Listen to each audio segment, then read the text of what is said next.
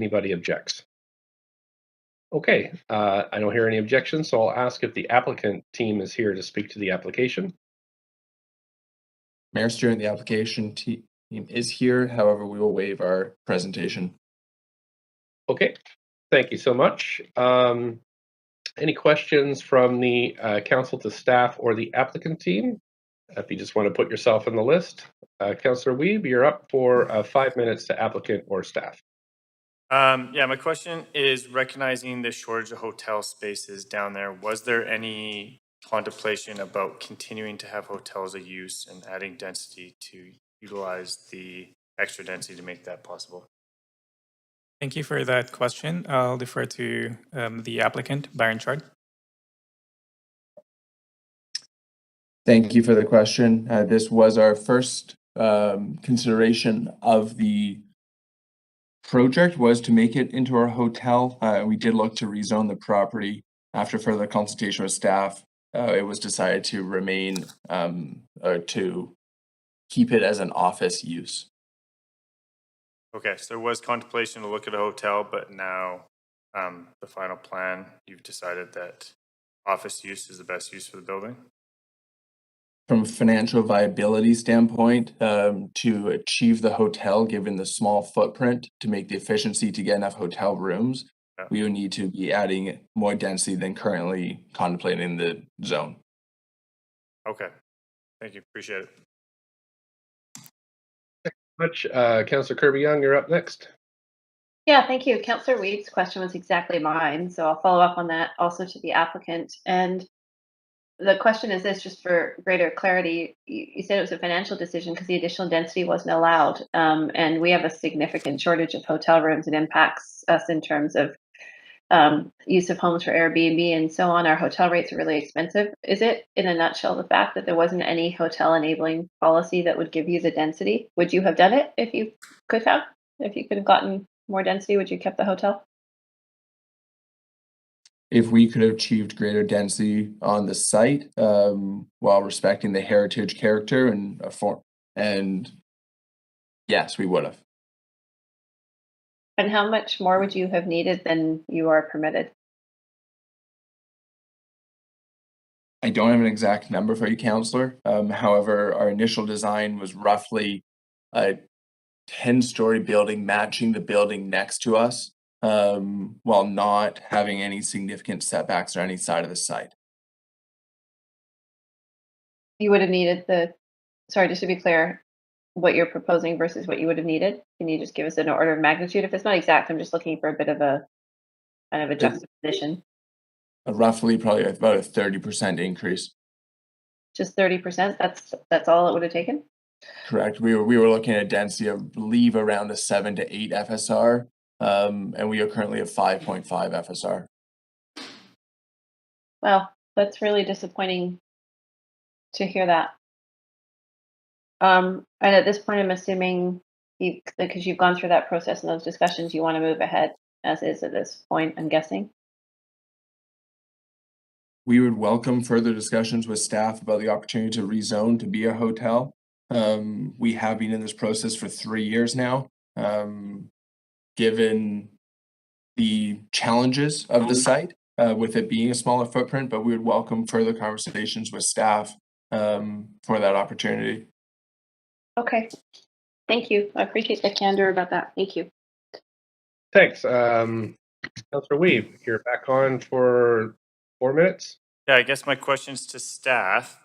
Is there an ability to put in a opportunity to go up to an 8 FSR, or what is staff's comments about going up to an 8 FSR and what that would do to the public realm or the plan if we were to allow hotel as one of the land use spaces? Staff? Yep, thank you, Councillor. There's not an opportunity to do that tonight. You'd not be able to rezone and add density to the site tonight. If the applicant wishes to proceed under tonight's heritage designation, we could do that and continue separate discussions on a rezoning, but the council cannot rezone the property tonight. It hasn't been advertised, hasn't been properly noticed. Okay, thank you very much. Appreciate that. Councillor Kirby-Young? Yeah, thank you. I'm also going to follow up on this tenaciously because it's something that I think is really important in terms of the hotel. Could council support the recommendation for the heritage, and would it be kind of within guidelines to give direction for staff to engage with the applicant about the possibility of continuing hotel use? Could we give that direction? Staff?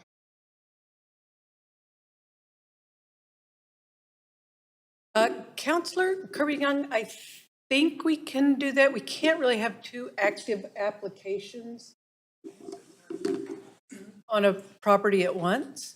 So I'm just gonna pull Yardley up front. She's in the back room, and have her help me answer these questions. But if council wanted to approve the heritage designation tonight, I think they could. And you could give staff direction to continue working with the applicant. It's not necessary. We can certainly do that. There are significant implications for the form of development and shadowing Victory Square on this property, and I think that's probably the reason that we discourage the applicant from going that way. But it doesn't hurt to talk. We can certainly run this through the PEP process and bring that forward to council also. Okay. Are you satisfied with that, Councillor Kirby-Young, or did you want to wait for more explanation? No, I will send some language into staff along those lines for them to take a look at while we go through the rest of the procedural piece. Thanks, Mayor. Okay. Thanks so much. That's it for questions then. So as we have no speakers signed up, I am going to now make my first call for speakers for this item. 1-833-353-8610, code 1061445 #. This is the first call, and I'll ask the clerks, is there anybody online or in chambers for this item? No speakers, Mayor. Great. Second call, same number, same code. It's all on Twitter too. So I'll just ask clerks, anybody sneak in there in that 30 seconds? No speakers, Mayor. Thank you. Okay, this is the third call then, so I'm going to have a 5-minute recess so we can give folks a last chance to get in. I think we're right at 6:30. We are right at 6:30. We'll come back at 6:35. Thanks so much.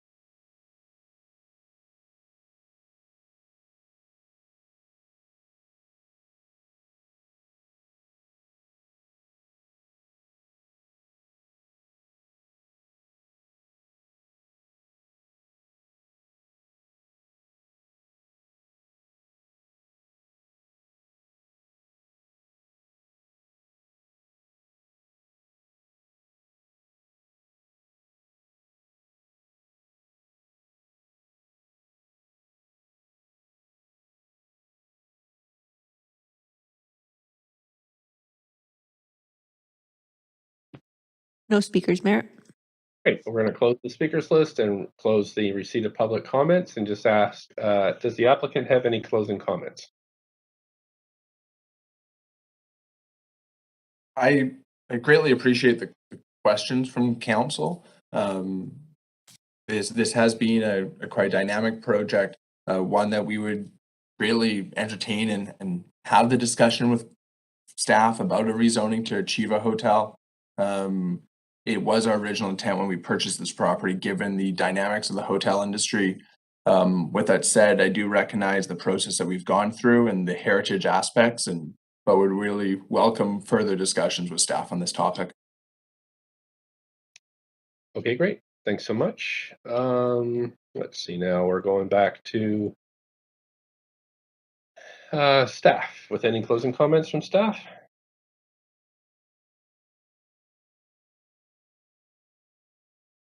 We don't have any. Thank you. Okay, great. Over to council. Councillor Kirby-Young, you have questions for staff? No? No, but I'm happy to move the recommendations at the appropriate time, and then I would like to pose an amendment. Right now, it's the appropriate time. We have Excellent. seconder. Second.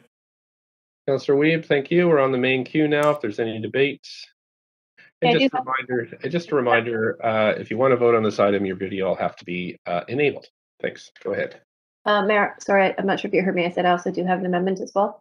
Yeah, go for it. Put yourself on the list and Oh, sorry, blew off there. There we go. okay, great. Go right ahead. Okay, I've sent in what I hope is some very general language to staff, but it's a very quick turnaround. I recognize that, but I'm hopeful that this is general enough that it signals the intent, but provides the full flexibility and doesn't presuppose any outcome or policy contravention, but just continues the discussion, the opportunity to support the continued hotel use. And the spirit of this really is hearing from the applicant that that was a desire in purchasing the property. There's still interest there, recognizing the significant shortage of hotel rooms we have, which is constraining our opportunities with our tourism sector. It's making our hotels as expensive as our housing is, and making it Just gonna difficult. stop you there, Councillor Kirby-Young. We haven't received any amendments at this point. Clerks have, or nor have I. So Should be there. I'm checking my sense. It's in my sent. Is it popping up on your end? it is. Oh, okay, just arrived now. Great. Okay. I'll just get the clerks to pull that up. Get clerks to pull that up on the screen so everybody can see it.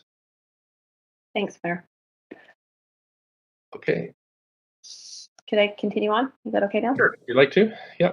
Yeah, and so it is really constraining the opportunity in our hotel sector, and we are losing them. It's very difficult to build. And I always say the analogy is really similar to what we experience in the residential market when we're trying to strive for rental, but the economics favor strata. And it's the same thing oftentimes with commercial, that they favor office, and hotels are more difficult to run. And that does require, I think, some updates to policies and some flexibility on specific sites to ensure that we can continue to not build hotels and keep what we have. So the language, I think, is very general, and I'll just read it quickly for the record, is that council directs staff to continue working with the applicant on the potential and opportunity to support hotel use, a potential additional density to enable such use as part of ongoing rezoning discussion for the site, giving consideration to utilization of the PEP or policy inquiry process should the applicant wish to pursue that direction. Great. And Thank so you. tended to be open-ended enough, but to signal the intent. Second. Okay, I'm just going to pause this here for a second, just check with the clerks and just to make sure we're all in order here, and I'll be right back.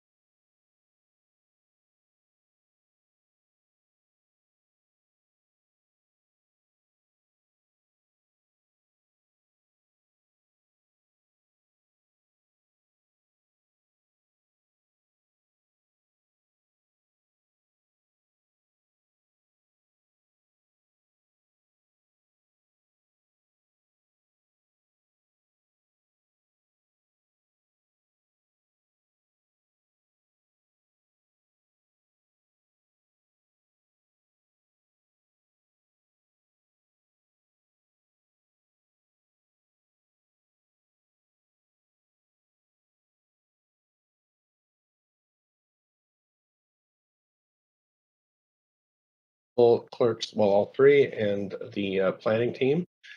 Just so this is in order, and staff think they can work with us. So do we have a seconder for this? Second. Right, thanks. Anybody else want to speak to this item? No? Okay, let's call a vote on, sorry, I'm just going to clear the queue. So this is an amendment. I'm just going to double check that nobody else wants to speak to this. Now we'll move to a vote.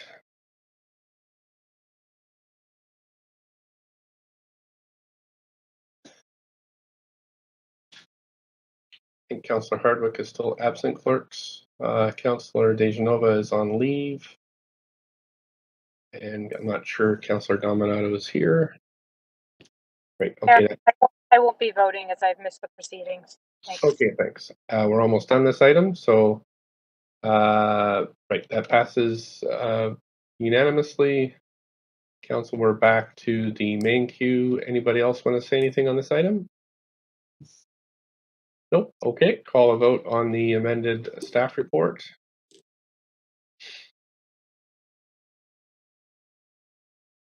And that passes unanimously too. Thank you very much, Council. That item is done. And now we'll move to the next item. Okie dokie. We are moving to item 2, regulation redesign. There are no speakers to this either, Council. This is draft updated zoning development bylaw. I'm going to ask first if anybody has a conflict. If not, just a reminder to Council, there was an additional yellow memo added to this item. It doesn't alter the recommendations, it's informational only, so just wanted to draw that to your attention. Clerk is now going to read the application and summary correspondence. This is an application by the General Manager of Planning, Urban Design, and Sustainability to amend administrative sections, general regulations sections, and district schedules of the zoning and development bylaw to improve document navigation and accessibility and to clarify and consolidate land use regulations. The General Manager of Planning, Urban Design, and Sustainability recommends approval, subject to conditions set out in the summary and recommendation of the public hearing agenda. No correspondence has been received since referral to public hearing, and this represents all correspondence received up to 4:30 p.m. today. Thanks so much. Anybody wants to speak to this application? 1-833-353-8610, code 1061445 #. We do have Diana Leung here from the Citywide and Regional Planning Unit, but there are no speakers to this item, so does anybody want to see the presentation? I don't hear anybody, so I'll just move on and ask if there's any questions. If you have any questions to staff, please put yourself on the list. Councillor Weave. There we go. Okay. Just quickly, there's a lot of work and most of this is just words here and there. But I know we've talked in the past about really simplifying.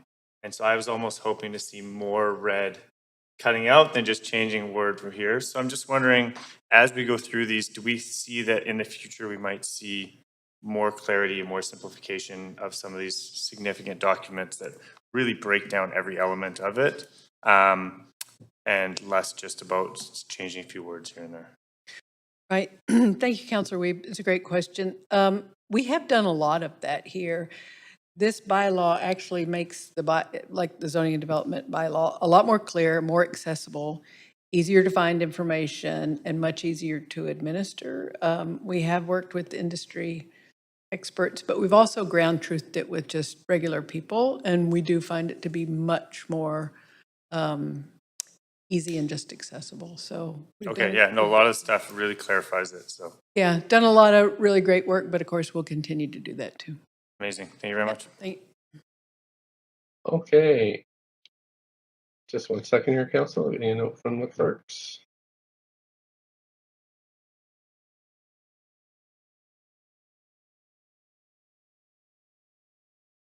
Okay. We're good now. So there is nobody on the list, so we're going to just ask speakers if you want to speak to this item. The number's on Twitter. And clerks, do we have anybody in the chambers or online for this item? No speakers, Mayor.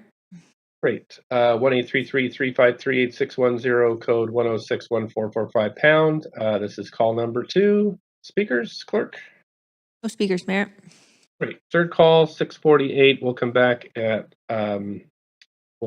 6:53 to finish this item.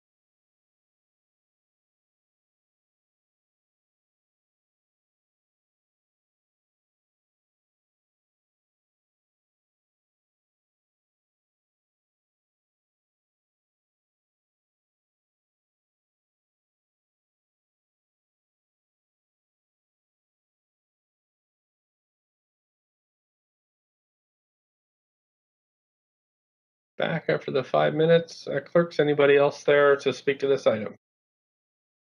No speakers, Mayor. Okay, thanks.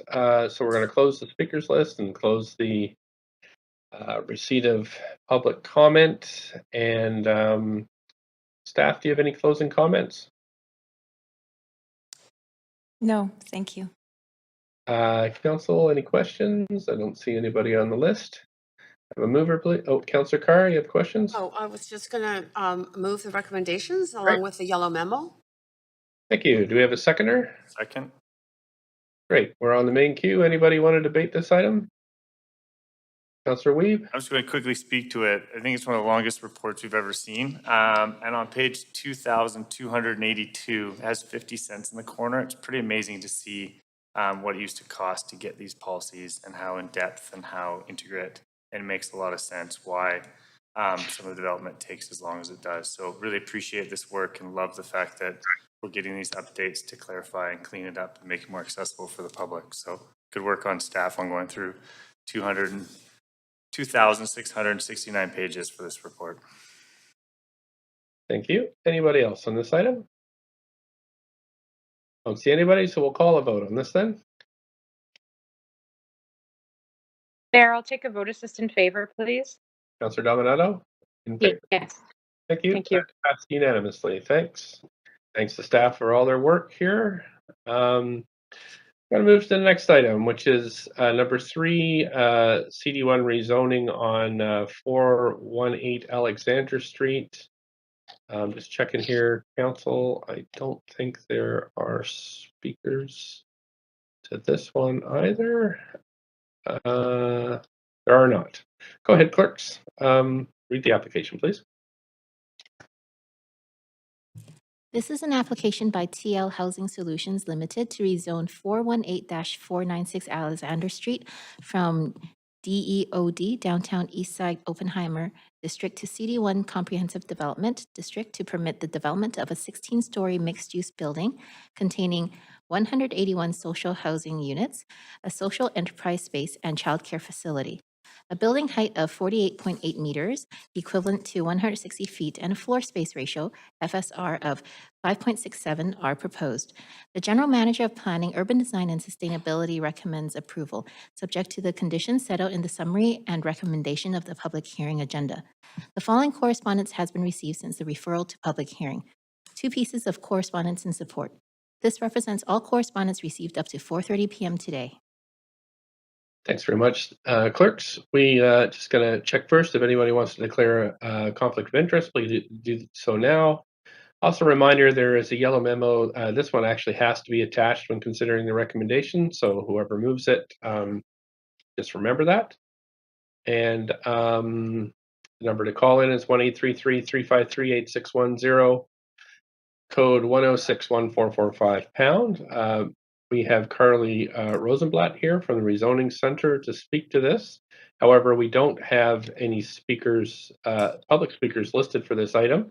So we could just move on. If everybody's okay with that, I'll just, unless I hear objections, I'll keep moving on. Okay, so we're going to skip the presentation and go right to the application team. Is the applicant team here to speak to this application?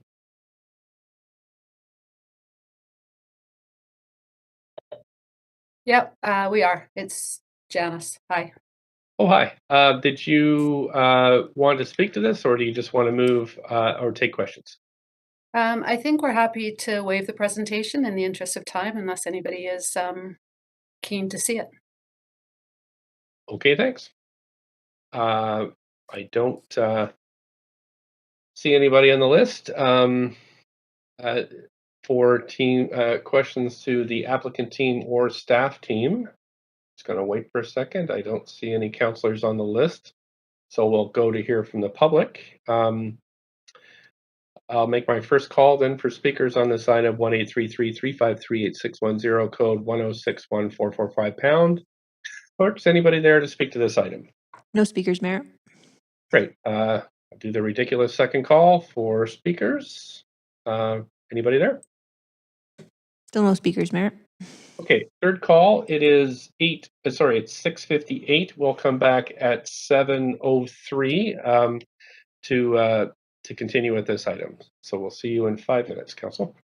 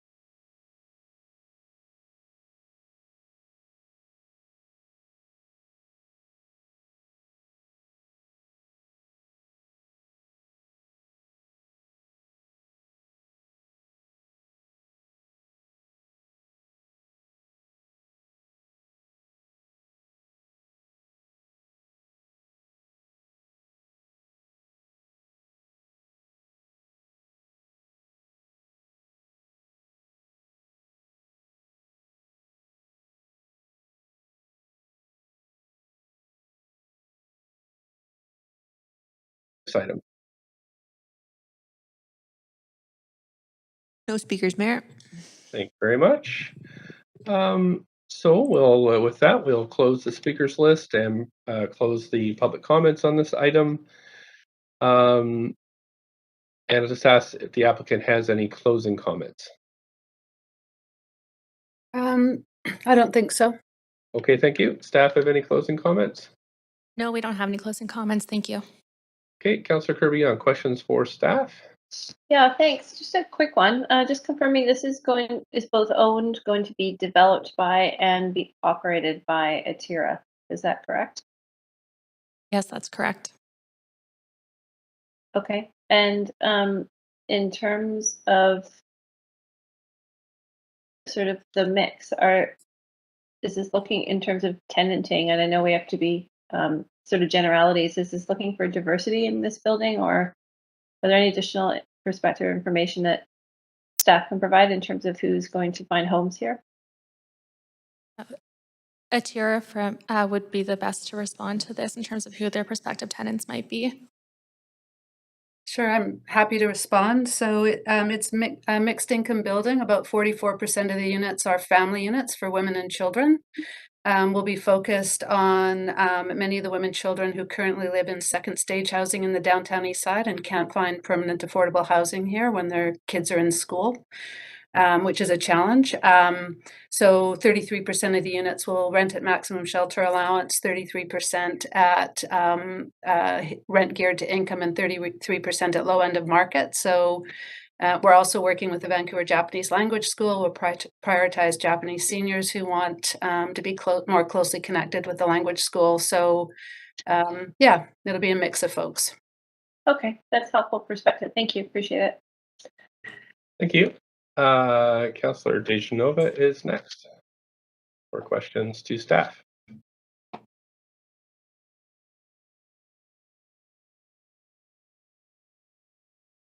Councillor Dejanova? Sorry, I was double muted. I don't see anyone else on the queue. I'm happy to move the recommendations, Mayor. Great, thanks. We got a seconder? Second. Thank you so much. Anybody want to speak to this item? So put yourself on the list. With the yellow memo, of course, it's been moved. Just to remind everybody that was in I'm the queue. moving it with the yellow memo. Thank you. Councillor Swanson, up to 5 minutes. The floor is yours. I just want to say more of these in every neighborhood. Okay. Thank you. Great. So we're going to call vote on this item. Unless Councillor Swanson, you have something else? No. Okay. I'll call a vote on this item. Mayor, can I get a vote assist in favor, please? Great. Councillor Dominato in favor, please. That passes unanimously. Thanks so much. And we are done that item and on to the next one. For item number 4, somebody needs to mute because I can hear your background. We're on CD1 rezoning on 3970 Main Street. Just wondering if any member of council wishes to declare a conflict, please do so. And we'll have the clerk read the application and summary correspondence. This is an application by Locarno Legacy Corporation to rezone 3970-3998 Main Street from C-2 Commercial District to CD-1 Comprehensive Development District to permit the development of a 6-story mixed-use building with 60 secured market rental housing units and commercial space at grade. A building height of 22.6 meters, equivalent to 74.1 feet, with additional height for rooftop amenity and a floor space ratio FSR of 3.97 are proposed. The General Manager of Planning, Urban Design, and Sustainability recommends approval, subject to conditions set out in the summary and recommendation of the public hearing agenda. The following correspondence has been received since the referral to public hearing. 33 pieces of correspondence in support, 8 pieces of correspondence in opposition, and 1 piece of correspondence dealing with other aspects of the application. This represents all correspondence received up to 4:30 p.m. today. Thanks very much, staff. Let's see now. We do have speakers to this item, council. And we also have Robert White here from the Rezoning Center. So probably best to see the presentation here. So let's move ahead with that. Just wait for things to get set up, and then we'll go ahead with Robert White. Perfect. Thank you, Mayor. So good evening, Mayor and Council. My name is Robert White, rezoning planner for this application, which proposes to rezone 3970 to 3998 Main Street under the secured rental policy. The site, shown in red, is located in Riley Park on the northeast corner of Main Street and East 24th Avenue. Zoned C2 commercial, this corner site is comprised of 3 parcels with an area of approximately 1,200 square meters and a site frontage along Main Street of 37.5 meters. C2 zoning extends along Main Street north to 16th Avenue and south to 33rd Avenue. Beyond Main Street to the east and to the west, properties are generally zoned RS7 and RS1. This is a view from above, looking north, with the site outlined in red.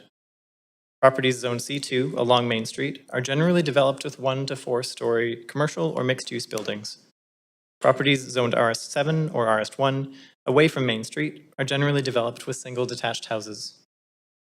David Livingston Elementary School and Prince Edward Park are a short distance away to the northeast. Other neighborhood amenities are located nearby, such as Little Mountain Neighborhood House immediately across Main Street. Hillcrest Park and the Hillcrest Community Center, including the Terry Salmon Library, are located about a kilometer away to the southwest. The site is adjacent to frequent transit along Main Street and nearby along King Edward Avenue. This slide shows the property boundaries. The southern portion of the site on the right was previously owned by the Mid-Main Community Health Center, who sold their property prior to submission of this rezoning application in order to relocate to a new, larger facility further north on Main Street. The northern portion on the left includes commercial units on the ground floor and 3 residential units above, with 1 tenant eligible under the Tenant Relocation and Protection Policy. The Housing Vancouver strategy sets a target of 20,000 new market rental housing units across the city to help address Vancouver's historically low rental vacancy rates. This rezoning application is being considered under the secured rental policy in effect at the time of application submission in September 2021. For sites in C2 zones, the policy at that time provided general direction for consideration of additional height and density up to 6 stories. Last December, Council approved changes to the secured rental policy, as well as to the C2 district schedule, to streamline new secured rental housing across the city. Following these changes, 6-story mixed-use buildings proposing secured rental residential units can be developed on properties zoned C2 directly through a development application process. Having commenced the review of this rezoning application before Council approved those changes, the applicant chose to continue with this application. The application submitted September 2021 proposes to rezone the site from C2 to CD1 to permit the development of a 6-story mixed-use building with 60 secured market rental residential units, commercial retail space on the ground floor, and rooftop amenity space. The proposed unit mix exceeds the 35% required in the family room housing mix policy, with approximately 42% of units being 2- and 3-bedroom. The proposed building height is 22.6 meters with a proposed rooftop amenity space to a maximum height of 25.2 meters. And I'll note the public hearing notification incorrectly indicated the height as 25.2 meters with additional height for rooftop amenity, rather than 22.6 meters with additional height. The proposed density is 3.97 FSR, and the project would generate approximately 45 construction jobs. This application, proposing secured market rental units, is not seeking a DCL waiver. To get a sense of the relative affordability of renting when compared to owning, the average market rents for newer buildings on the east side are shown in blue, and the costs of home ownership are shown in orange. Following submission of the rezoning application last fall, a virtual open house was held from October 25th to November 14th. Approximately 867 notification postcards were mailed, and in total we received 164 pieces of feedback. Key themes of support for the proposal included the height, massing, density and location, the building design, and new housing choices and commercial opportunities. We heard comments of concern around the height, massing, density, and location, the building design not matching the immediate context. In response, the proposed 6-story building is generally consistent with the built form that can be approved under the existing C2 zoning in this area as a result of Council's approved changes to streamline rental housing. As well, the proposal includes narrow storefront expressions and brickwork appropriate to the context. We also heard concerns the proposal did not include enough parking and that increased development in the area has resulted in the loss of local businesses or amenities and community cultural character. This project will meet the requirements of the parking bylaw, and staff are continuing to explore ways to support local businesses through displacement as a result of redevelopment across the city. I'll note the health center previously located here has sold their property in order to relocate to a larger, newer facility. In summary, staff recommend approval of the application to rezone 3970 to 3998 Main Street from C2 to CD1, subject to the conditions outlined in Appendix B of the report, as it meets the intent of the secured rental policy. If approved, the application would contribute 60 secured market rental units to help reach the city's goals identified in the Housing Vancouver strategy. Staff and the applicant team are available to answer questions you may have about this application. Thank you.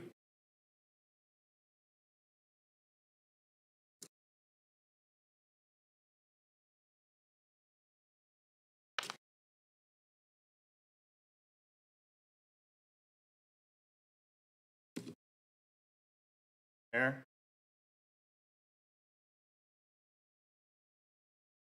Sorry, I was on mute. Applicant team, are you here to speak to this application? We are. Can you hear me? Sure can. Okay, great. I do have a few opening remarks. I'll quickly go through. First off, thank you for your time this evening and for your consideration of this project. As a brief background and introduction, over the past 5 years, our company has completed 4 new purpose-built rental buildings in Vancouver. We have another 4 projects in various stages of construction or approvals, including this one. We're committed to building rental apartments in Vancouver as we believe strongly there's a critical shortage of them. A number of our previous projects are mixed use and are similar in form to the proposal tonight. In all of our projects, we make a point of incorporating high quality design materials and a curated commercial tenant mix that makes them memorable and places of interest. Previously completed mixed use projects include the Grace located at West Broadway and Balaclava Street in Kitsilano, which has been very well received by the community. For the project under consideration tonight, our goal is to also create something that's special and that will help liven and activate the street front. To achieve this, we've utilized high quality materials such as brick. We've added subtle touches such as recessed storefronts, wood storefront doors, and decorative street front light fixtures and pavers that will run along all frontages of the building on Main and 24th Avenue. As we have on previous projects, we intend to find commercial tenants for this building that are complementary to the residential uses upstairs and most importantly to the neighborhood. It's our plan to own the building indefinitely and to be longstanding and active members of the community in which it's located. Our desire to establish roots in the neighborhood has guided our engagement with the community, and we as a company have voluntarily reached out to local establishments such as Sir Charles Tupper High School and General Wolfe Elementary School to get involved with important community projects whereby we could lend our support.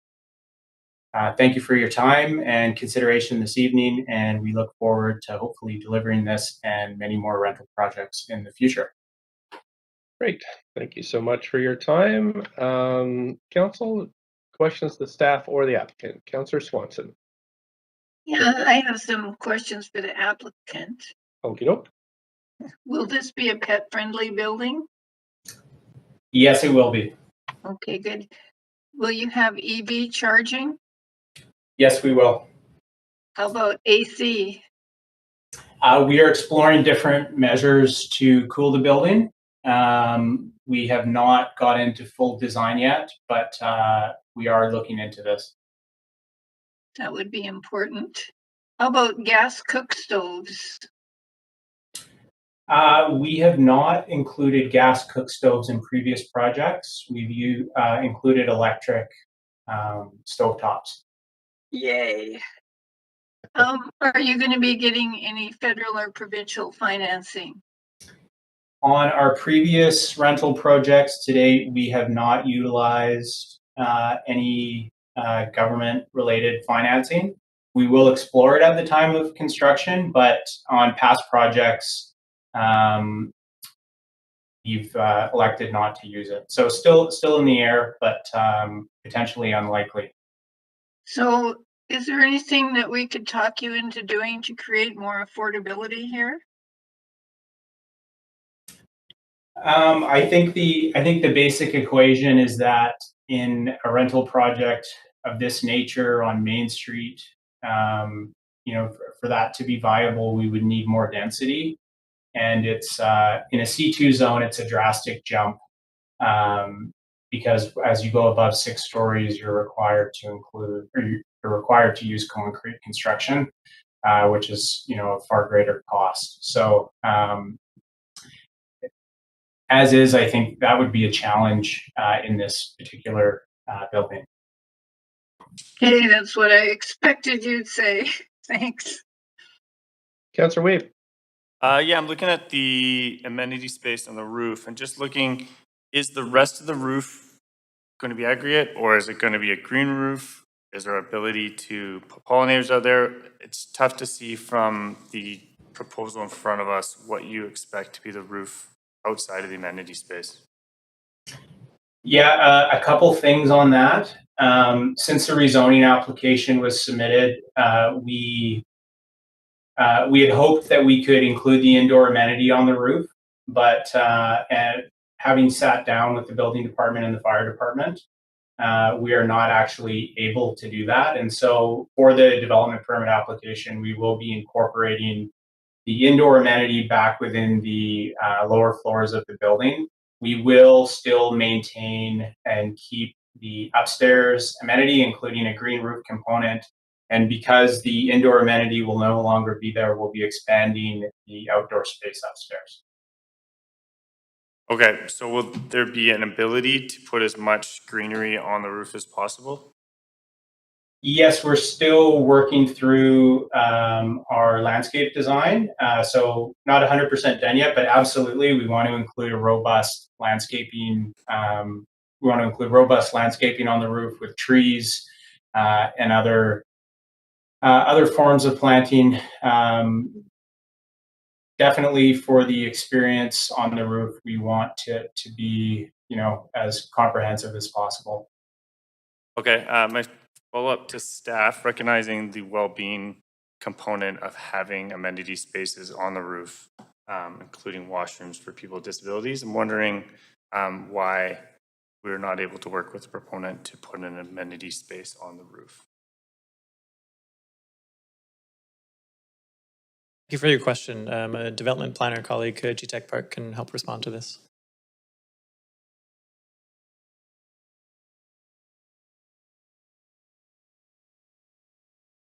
Hi, GTech Park, development planner with Current Planning. Thank you for the question. It's really the applicant's choice where to locate the indoor amenity space.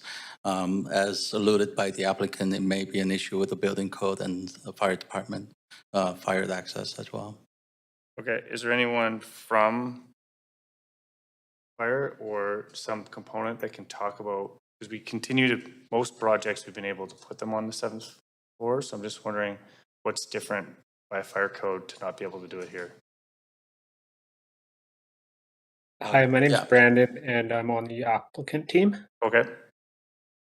The reason is because for combustible construction buildings or wood frame buildings, 7 stories are not permitted under the building code. So you're not allowed habitable space on a 7th story of a wood frame building. Okay, we've seen it in other buildings, so it'll be interesting to see that move forward because it'd be great to have that space. Thanks, that's all my questions. Thank you. Councillor Kirby-Young, you're up next. Yeah, thanks, Mayor. With respect to, this is a question for the applicant, and with respect to the commercial at the Main Street level, literally on Main Street, what's the vision for the retail? You're not planning, given the fact Main Street's known for sort of its character, you're not planning to tenant it with a bank or a sleep country, are you? I can say for 100% we are not intending to put a second sleep country in across the street. Our preference 100% is to put in a group of tenants, ideally 3 or 4, that all have different services and are complementary to the people living upstairs and in the neighborhood. This has been consistently how our other mixed-use projects have worked out. So that's our hope, to have, sort of an excited tenant mix that does complement the street. So would that be sort of locally serving needs? Could it be cafe, food services, a small grocer, local shops, retail? Just looking for a little bit of additional color. Yeah, for sure. And I'll highlight 2 of our other projects. The one that I mentioned earlier at Broadway and Balaclava. We did have Starbucks in that building, but we also had the Parthenon, a local grocery store, a local dry cleaner, and then a franchise, but owned by a fitness franchise, but owned by a local company. On Fraser Street at 23rd, where we are under construction with another mixed-use rental project. We have 5 CRUs there. We have a locally owned kids cooking school, a locally owned physiotherapist, and a locally owned bakery and coffee shop. And we have 1 remaining CRU, but generally speaking, all of the interest has been local businesses. Okay, that's fantastic to hear. Thank you. Thanks so much. That's it for questions. So now we're going to go to hear from the public. Council, the first speaker is Alexander Lindsay, speaker number 1. Alexander Lindsay.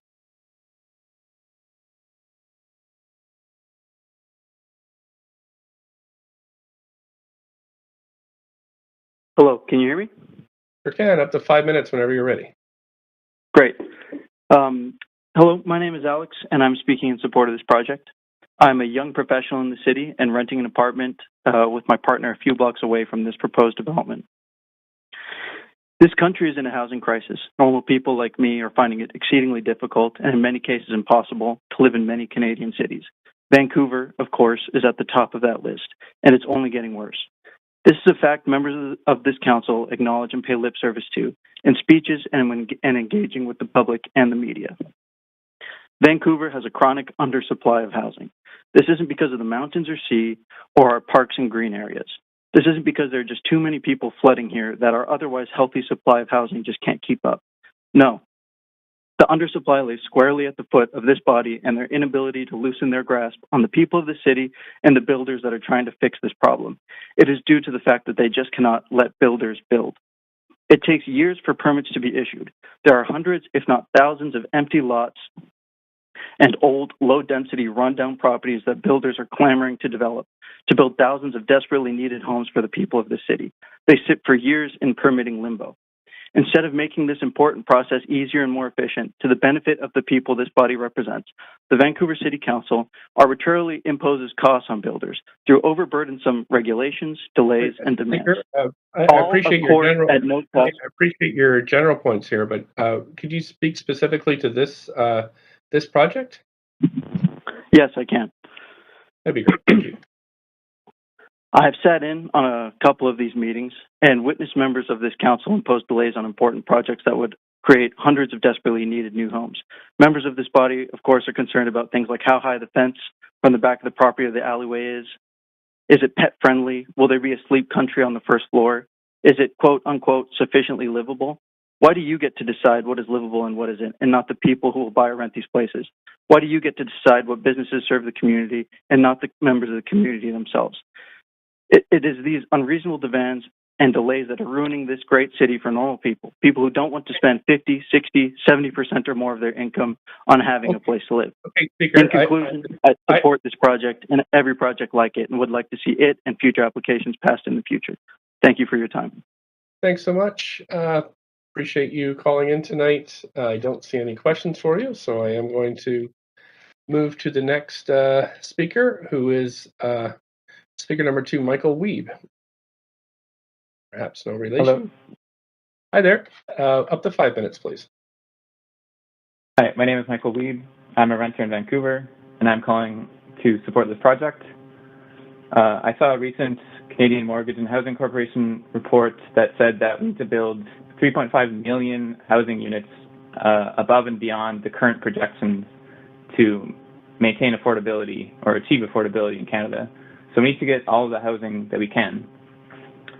Some may oppose this building because it doesn't have below market housing, but we can't let the perfect be the enemy of the good. Our housing supply needs to match the diversity of incomes in our community, and there are plenty of people who can afford a market rate apartment. Moreover, market rate apartments do improve affordability overall. The new housing will allow locals to upgrade housing elsewhere in the city. This is known as a vacancy chain effect, where one person moving into a new unit vacates the original unit, allowing a second person to move in and vacate a unit, which in turn allows a third person to move into that unit, and so on. New rate housing has a positive on the city. The vacancy chain mechanism means this is a direction improving affordability overall. Sorry, speaker, And your phone is cutting in and out, so it's difficult to hear you. Sorry. And if we don't, this apartment's increase will just result in more competition for housing elsewhere. Amazon is adding a new office downtown, and tech workers have salaries that allow them to outcompete. Sorry, Next, speaker, I want to know. you're cutting in and out. We can't really hear what you're saying. We get about every third word.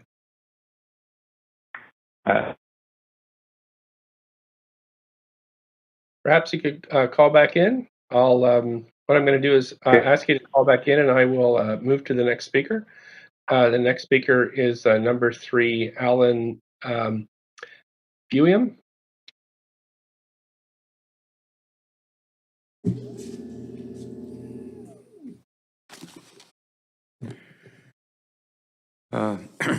Mayor and Council. Mayor, it's Buium, and I've been here. I pronounced my surname Buium, B-U-I-U-M. My apologies. No need to apologize. It's a rather difficult one, to say the least. Mayor and Council, thank you for the opportunity to speak on behalf of the RPSC, that's the Riley Park South Cambie Steering Committee, on this rezoning application. As you've probably seen, the material we sent to you, it's rather difficult for us to support the proposal in its present form. Yes, we support a secured rental building, but at what cost to the community? We can only hope that the market rental rates will be truly affordable for many who are categorized as the missing middle. Now, I heard the planner in a presentation a few minutes ago, but from the material we looked at online, our most serious objection is the overall height of the building, a 6-story structure that measures out at 88.66 feet, which we find unacceptable. We're looking at a location that is zoned for 4 stories with no rezoning application. And one of them happens to be across the street on the south side of 24th Avenue and going to King Edward. So what we're seeing is, with this type of building, that there will be shadows across the street on the south side of 24th, as well as east on 24th Avenue, that is the immediate neighbors. A further contentious issue really is the feature of a rooftop amenity. We've expressed our concerns with rooftop amenities on the Cambie corridor. It was introduced with no community consultation, and so we felt that we needed to say that again here, because we're now seeing that this rooftop amenity idea seems to be carrying over from the corridor itself. The amenity, we feel, creates a silo effect that detracts from the creation of enhancing a community. And rather than people going up the stairs, we've seen in the rationale, rezoning rationale on this project, that they praise, the very active main street with pedestrians, and you're going to have an extended pedestrian area in front of the shops as well. So we feel that the rooftop amenity detracts from the establishment of a true community. And we also find that in the write-up, there seems to be, and I'm emphasizing this because it's community, that the Tupper Greenway is one area, and the other is the north side of Livingston School, which is a park-like setting and would be used by, and it is used by, large numbers of families all the time. That is in decent weather. Okay. And we didn't find that there was reference to the Little Mountain Neighborhood House in the write-up, but I now heard this evening that it is. Yes, it is across the street. And it's a very important community amenity for the area. And they may not, we hope that they won't be there all that long. They're hoping to get a new building on the Little Mountain housing site, but if we hold our breath on that one, we may not survive that long. And at the same time, the neighborhood house offers amenities that should be noted, offering daycare and seniors programs, just as 2 of them, as well as overseeing a strong community garden at Riley Park, which is an excellent example, again, of community building, and the rooftop amenity will not do that. And the mentioning of Hillcrest Center and Douglas Park Community Centers is well and good. But at the same time, Hillcrest, designated by Park Board, is a destination center, not a true community center like Douglas Park and many others in the city. And both of them are nearing or have reached capacity. Another comment there in a suggestion is that, or the question really is, on levels 5 and 6, there does not seem to be a setback as we've seen on other buildings within the area. And I think that is it. Thank you. Thank you for your time today. I don't see any questions for you, so I am going to move to the next speaker. Council, the next speaker is Nick Calagaros. Speaker 4 is not on the line, Mayor. Thank you, clerks. Speaker 5, Jean Hamel.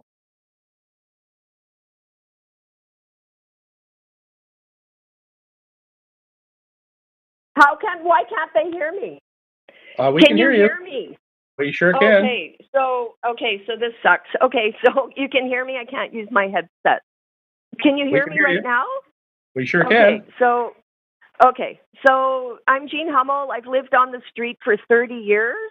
I live in a little house down on 24th Avenue, which is the affected neighborhood, which I haven't actually heard very many people speaking to that. But so I'm going to just quickly go through my points, hopefully.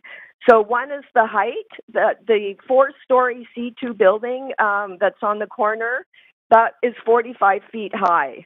This one is 82.7 feet high in total, plus an additional height for a rooftop amenity space, which we're hearing some confusion about that. In fact, this building is being proposed as 37.7 feet higher than the building that follows the community plan, which is across the street. And then if you add in the additional space on the 7th floor with a 9-foot ceiling, that becomes 46.7 feet higher than the 4-story C2 building, which is actually what this location is zoned for. In other words, this building is over twice as tall as the building that conforms to the current building code. How is it that 2 extra floors of living space require this much additional building height? The other problem, I would like to note of problem in that in November, I sent in some questions to the city. The city told me that the maximum building height of 83 feet is measured to the top of the rooftop indoor amenity room.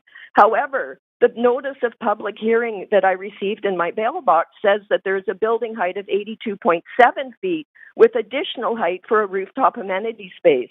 This means that the information provided to the public is not consistent and must be incorrect somewhere.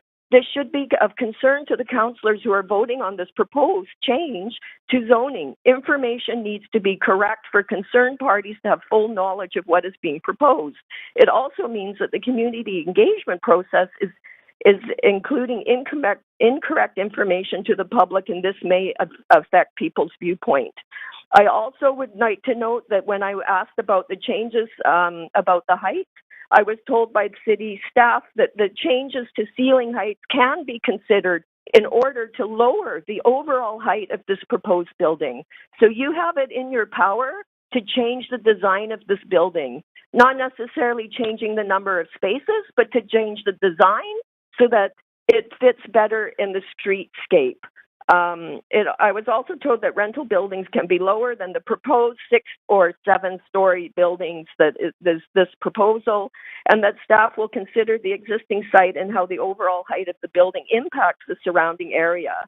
I suggest that just by the double in height design, or nearly double in height design of this building, it does not fit in with the surrounding area as it is overbuilt and dwarfs the surrounding neighborhood. In regards to the design, it's a large blocky building that dwarfs and overwhelms the suite and surrounding neighborhood. The proposed building goes right to the edge on East 24th Avenue, and there is no transition to the single family homes. There is only a little 4-foot boulevard allowed on East 24th in front of this building. This contributes to the huge block-like feeling of this proposed building. I'm wondering if councillors have ever gone into the neighborhood. There's a building at 19th and Fraser that completely dwarfs the neighboring houses. Have you gone there and seen what these buildings actually look like in the neighborhood? The other thing is that the builder says that the residential lobby is located at the southeastern corner of the site, which helps identify the transition to the residential homes to the east. This location also maximizes the amount of retail facing west and south and provides more flexibility to demise the retail stores. It seems to me that the concern here is having more retail stores and bigger retail spaces instead of creating a building that blends into the existing neighborhood. I would suggest that the design is changed so at least the height is staggered at the back to come down into the neighboring, into the actual neighborhood. I'd also like to point out parking problems. I live in the street. This is a residential block that has 18 houses but has 39 residences. That's 39 residences when all the secondary suites are added into the count. Our street already provides 21 additional affordable residents on the street, and these tenants and homeowners require parking for themselves and visitors. And this is only my block in this neighborhood. There are many houses in this neighborhood that have secondary housing, which I don't think is taking into account. Thank you. You are at your 5 minutes. So thank you very much for calling in this evening. We do have a 5-minute limit for everybody. So do thank you for calling in. I didn't get. Well, yes, but there is a 5-minute limit for everybody, and this is a quasi-judicial hearing, so we do stick close to our time. So just want to thank you so much for calling in. Do you have any questions for me, since I actually live in the neighborhood? There are no questions from council for you, so thanks so much. I'm just going to move to the next speaker. Clerks, I believe speaker number 2, Michael Wiebe, has called back in. Hello? Hi there. That sounds better. Up to, I think you have about 3 minutes left, so please go ahead. Okay, I think I'll be brief. So to reiterate, I'm a renter in Vancouver. I also live near this project, and I'm calling to support it.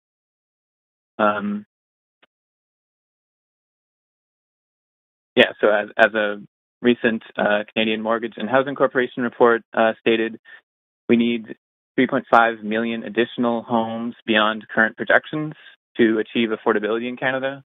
So we need all of the housing we can get. We can't be cutting down building heights and removing units. We need more height and more units.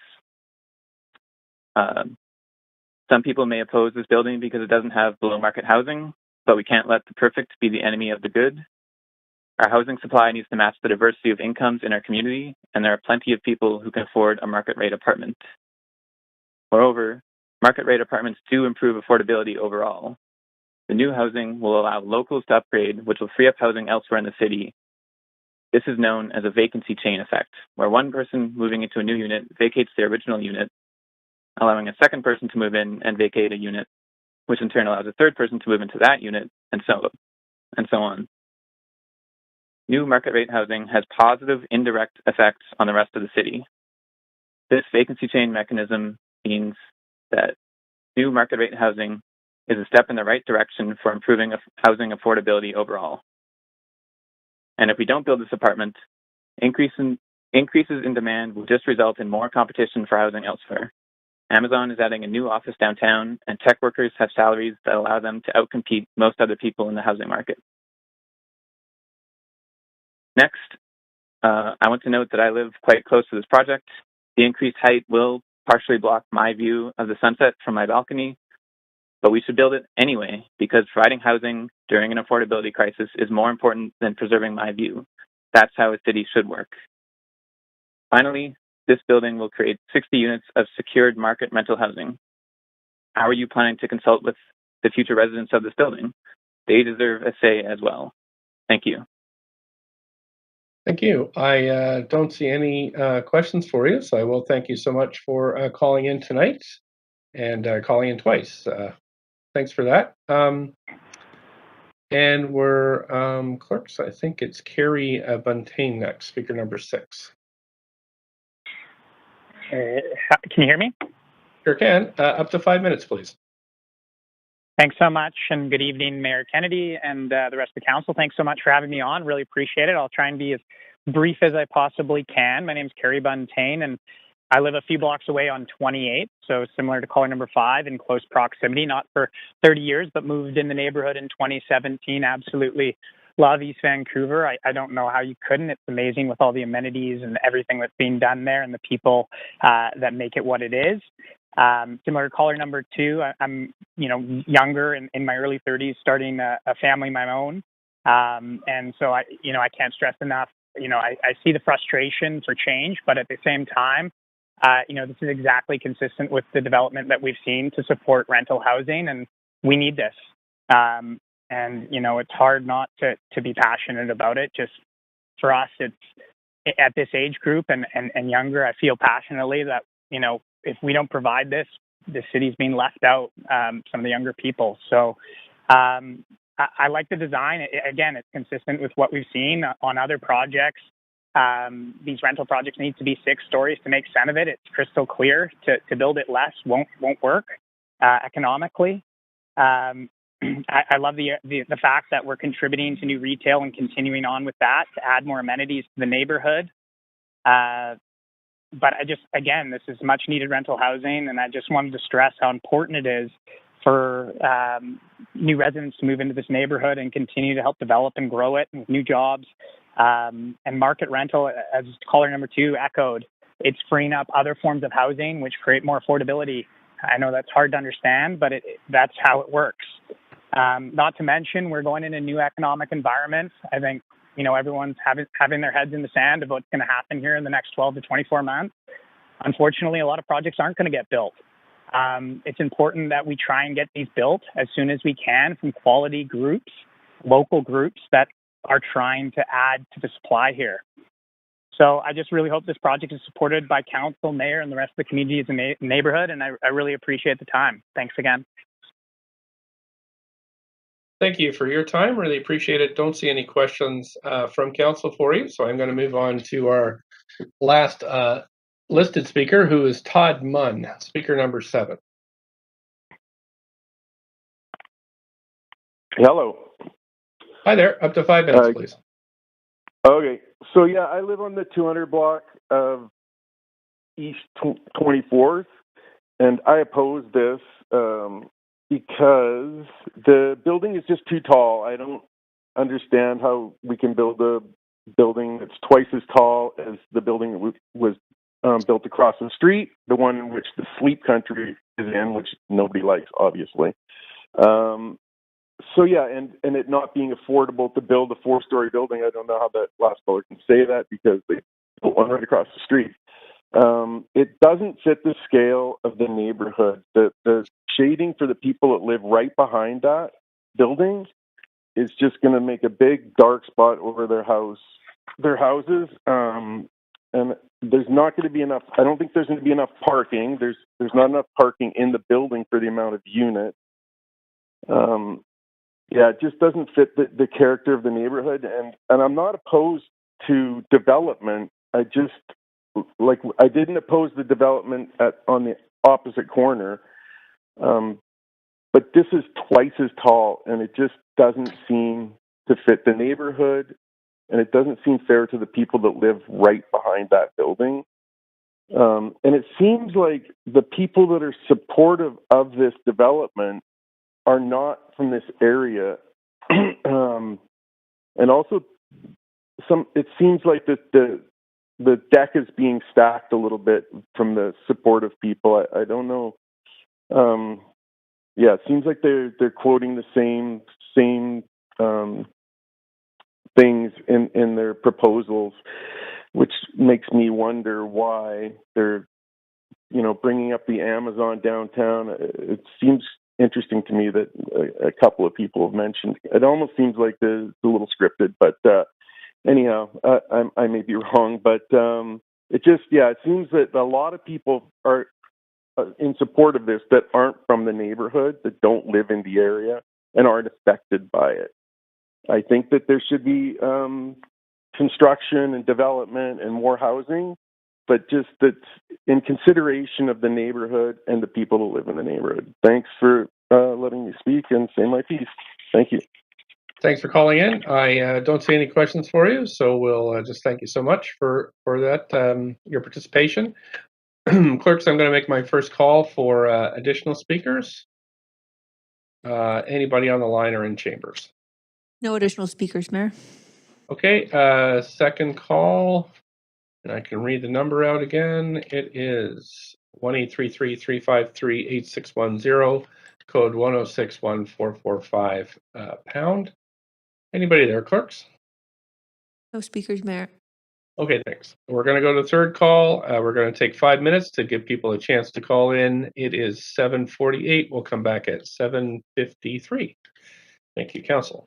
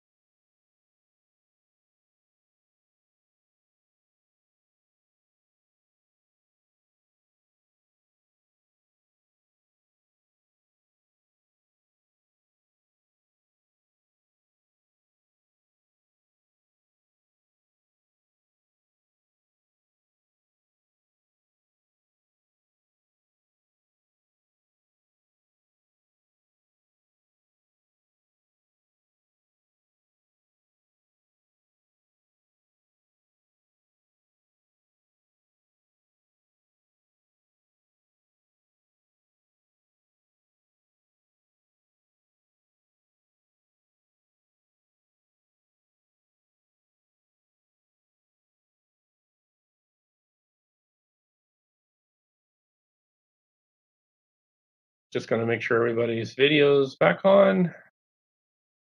And we're pretty close to going there. Okay, clerks, anybody else on this item? 2 additional speakers at this point, Mayor. Great, thanks. Maybe we can go to speaker number 1, and if you can just say your name and whether or not you're a resident of Vancouver, please.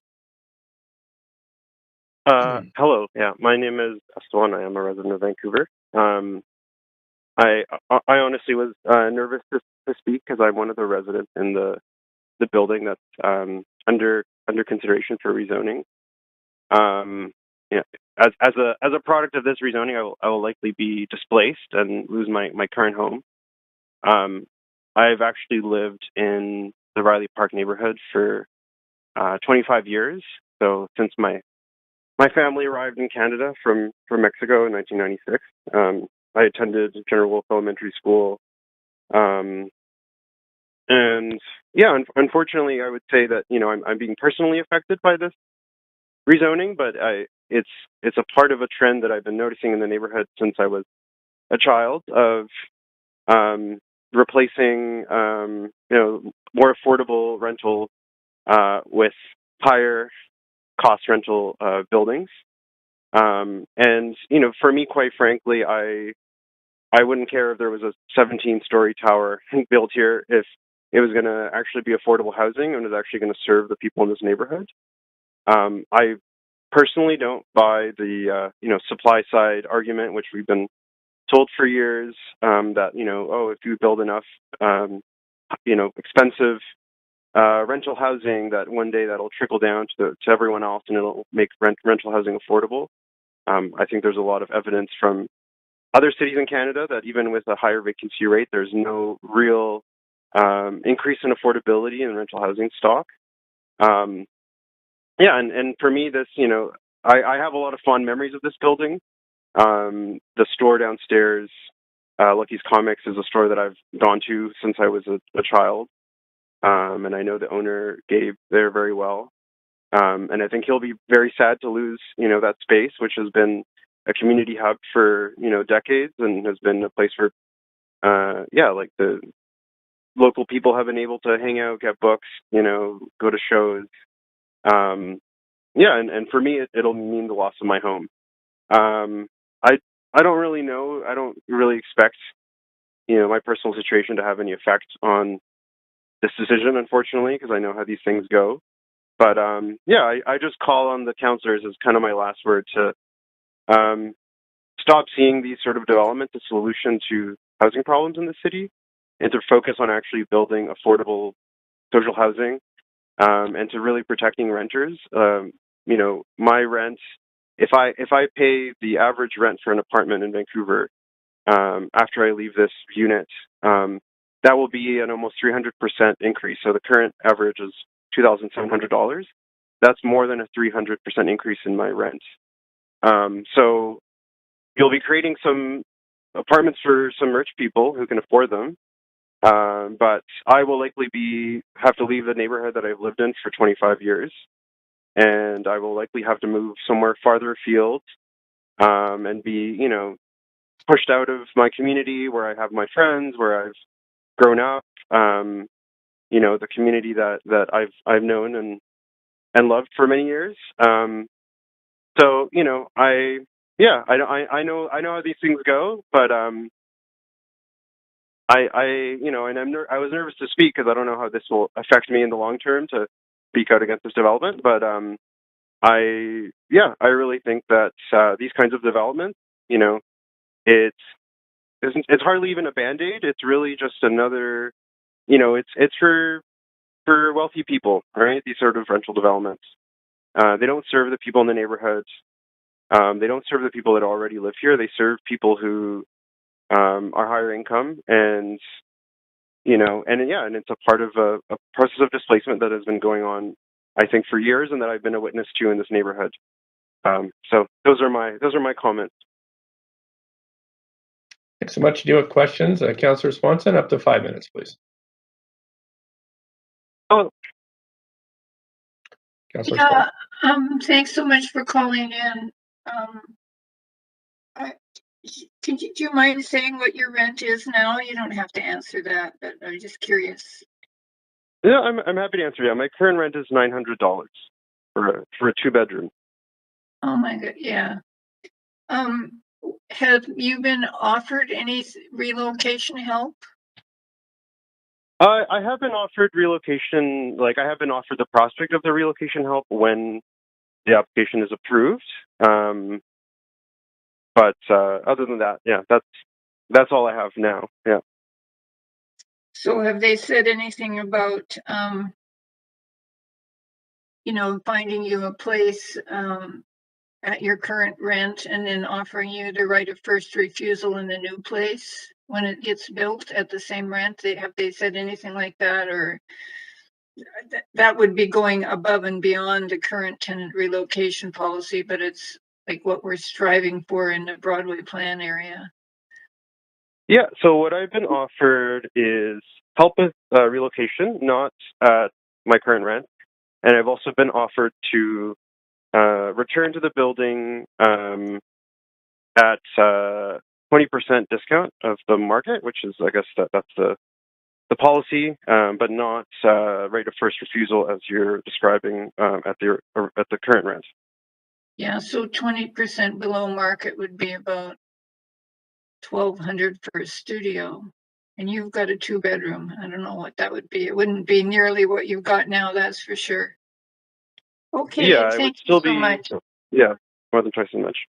Yeah, I'm glad you spoke. I think you raised a really, really important point that we desperately need to improve the tenant protections for people that are being demo-evicted. And thank you for doing that. Thank you. That's it for questions. I'm going to go to the next speaker. Just a reminder to councillors, the questions to speakers are for clarification. We save debate until after the close of the speakers list. We go to the next speaker. Could you say your name and your whether or not you're a resident of Vancouver? Hello, can you hear me? Sure can. Up to 5 minutes, please. Great. Hi. Hi, my name's Paige Wademan, and I'm a resident of East 24th Avenue, about 5 houses behind the proposed building. So I'm called in after listening to the conversation. I'm one of those residents who will be behind the shadow of a very tall new building. I'm fully in support of rental housing in the city and rental housing on this exact spot. I have not heard a compelling reason from the developer why the building needs to be double the height of the other building that is on the southeast corner of Main and 24th Avenue. There is another multi-use building there, the one that has been referred to with the Sleep Country on the main floor. Those apartments do not overshadow the entire block. And I just don't understand. I would like to know, I guess, from council why the developer is being allowed to build something that is so much higher that affects the neighborhood so drastically.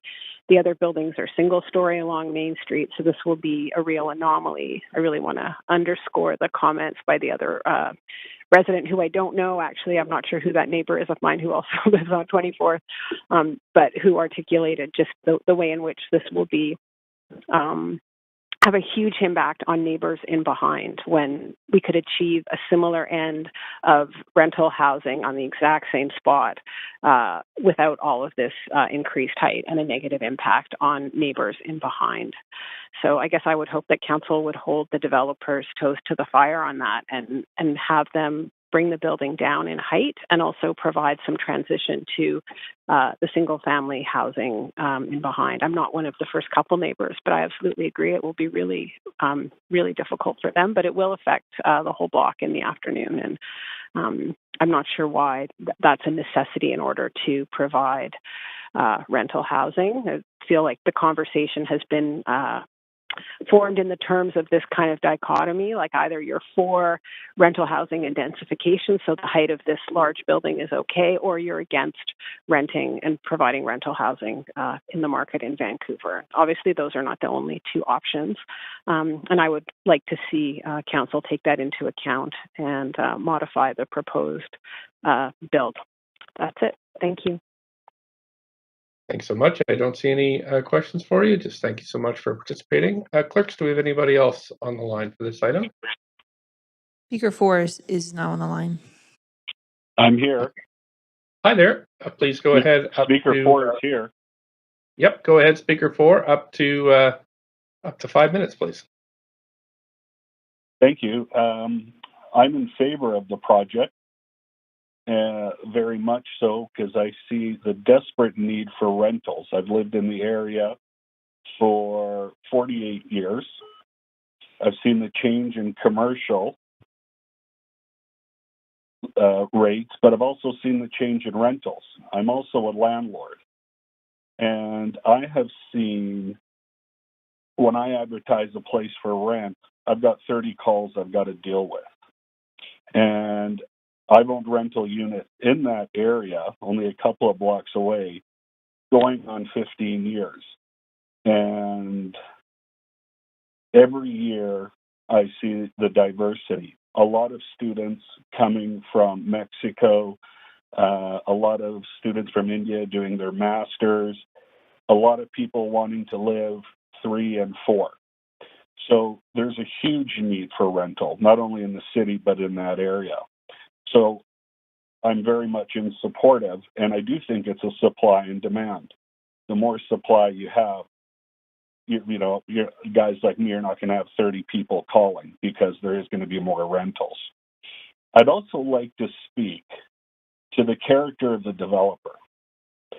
Being that I've lived in this neighborhood so long, I know PAC members at General Wolf, where they're proposing to build an outdoor learning center. And the developers made a substantial donation to help that community build that outdoor learning center. They've also made a substantial donation to Sir Charles Tupper in their fitness room. They now call it the Health and Wellness Center, where their donation has allowed the PE department to have a full-time curriculum in that room now because of the new equipment they were able to purchase. And it's being used by students, teachers, staff, support staff. And I'd love to see more developers with character like this giving back to their community as much as they have. Not only are they supplying rental units that we are in desperate need of, they're supporting the community that they're in. And it is very hard to find people like that. So thank you. I'm very much in support. And thank you for making those contributions to the community that you're building in. Thank you so much. I don't see any questions for you, so we'll just thank you for your time tonight. Council, I think that's it for clerks. That's it for speakers. No one else on the line. Doesn't look like anyone in chambers here to speak to that item. Great. Okay, great. Thank you very much for that. So seeing there's no additional speakers, I'm going to close the speakers list and close the receipt of public comments and just ask the applicant if they have any closing comments. No closing comments, and thank you again, Mayor and Council, for your time and service to our city and for your consideration this evening. Thanks. Staff have any closing comments? No closing comments from staff. Thank you. Thanks. We'll move to questions now for staff. Councillor Swanson, you're up first for 5 minutes. Yeah, I understand for this question for staff that there's only 2 current tenants there. Is there any way staff could put conditions on this so that the evicted tenants get a rent top up and a right to return at the same rent? With only 2 tenants, it shouldn't be a huge drain on the developer's profits. Thanks for the question, Councillor. Thank you for the question. Annie from our housing group can help respond. So thanks for the question. It's Annie Mobiles, Senior Housing Planner. We were actually just discussing this idea as well. At this point, it's still really early days for the tenant relocation plan that we're working together with the applicant on. And you're right, there aren't that many tenants, I think just one eligible.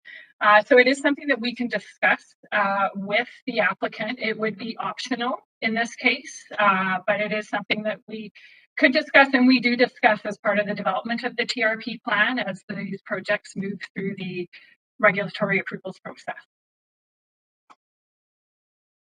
Okay, I would be into voting for this if they took care of the tenant like this.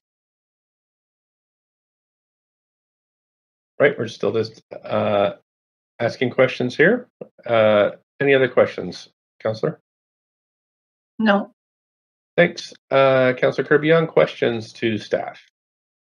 No, I was actually just happy to move the recommendation, but I'll wait till after Councillor DiGenova, so she's popped on after.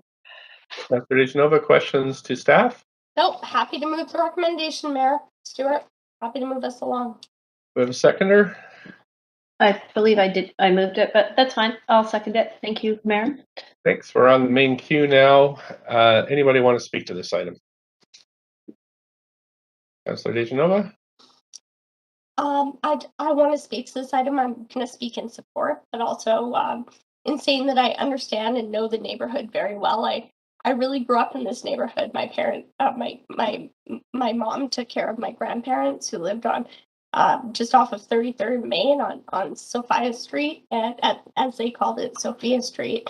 Most people call it. And my parents actually owned a little lobster shop on 24th and Main. And I know the neighborhood really well. It's one of the places that my husband and I actually lived, and we lived on 33rd and Main, and were priced out of the neighborhood when we looked to purchase a bigger home. When we had when we were planning for our family, it was unattainable in the area. And I think that it's really important that we do look at ways to provide more family housing for people, especially in this area. And it's very near and dear to my heart. And I've just shared sort of my personal story about that for those reasons. But I am excited to see more housing here. And while I understand it can be difficult, especially when we have to look at sort of the trade-offs with older rental stock, I also understand that there's a tipping point where older rental stock, the maintenance costs, it becomes too much to bear in some ways, and sort of understanding that 25 years is really that kind of sweet spot where you hit the most affordable and attainable rental, but at the same time the maintenance costs aren't too much to bear. I'm happy to support this, and understanding that not only does it meet the City of Vancouver's tenant relocation policies, which I understand, from the reports before us that it does, but it will create more housing for families in this neighborhood, especially near an elementary school, and in a vibrant community where there are lots of little shops, and it truly has a community feel. So I'll leave my comments there, but I will be supporting this. Thank you. Councillor Swanson? Yeah, I think we really have to recognize that the affordability of our existing rental is precious, and we desperately need to preserve that. We do need new rental, I agree, but I think the least we can do is, particularly in this case when there's only 2 tenants, is preserve the existing affordability that we have there, require that preservation. And I know that's not our current policy, but I think we're moving in that direction, and I think we need to speed up our movement in that direction. And the slower we are, the more people get pushed off to the wayside, and people who are paying $900 for a 2-bedroom end up paying $2,500 or $3,000 for a 2-bedroom and having to move out of their neighborhood. And it's not good for anyone when we lose this affordability. So I think we have to start requiring it. And in this case, it's not very much. So I'm going to vote against it as a protest against the not maintaining affordability for the 2 remaining tenants. Thank you, Councillor Swanson. I don't see anybody else on the queue, and so I am going to call a vote on this.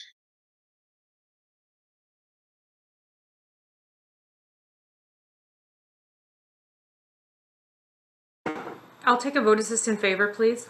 Thank you, Councillor Dominato. Thank you. That has passed with Councillor Swanson in opposition.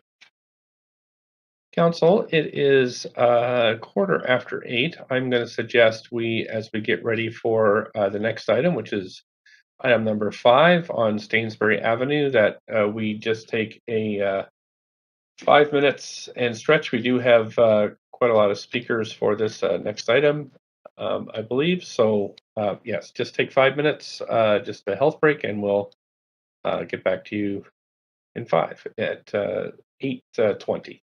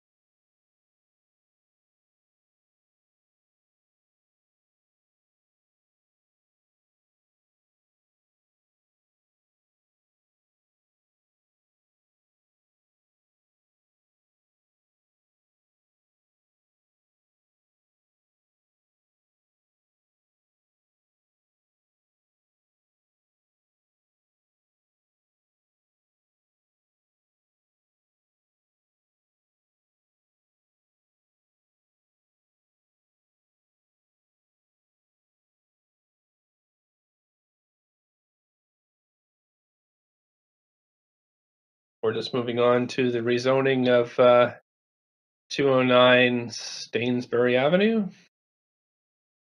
Just gonna check to make sure we got enough folks online here. Looking for Councillor Kirby-Young and Dominato to turn their screens on. 2 in chamber, Mayor. 2 in chamber 2. Thank you. There we go. I think we've got 1, 2, 3, 4, 5, 6, 7 of us. Okay. I think we're good to go here, Council. Just ask you if you have a conflict to declare it on this item. Clerk would like you to read the application and summary of correspondence, please.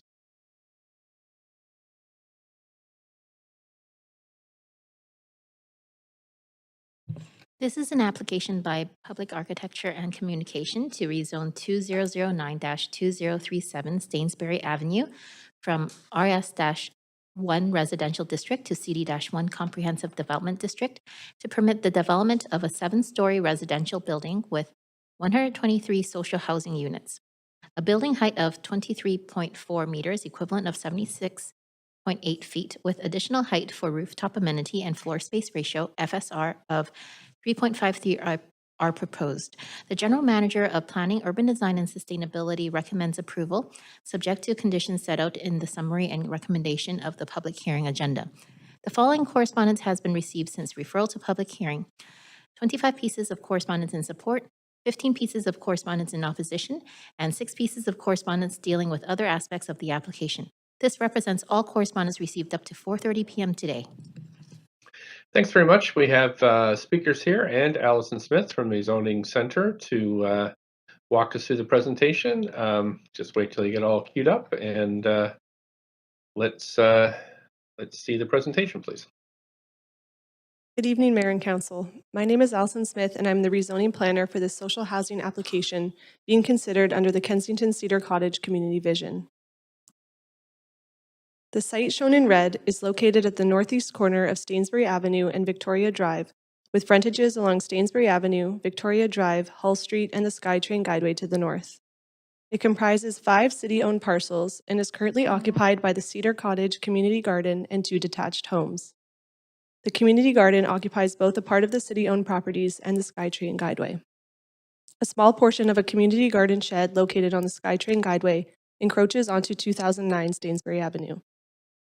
At the time of the rezoning application submission, there was 1 residential tenant on the site. This tenant was a former owner and has since vacated the property.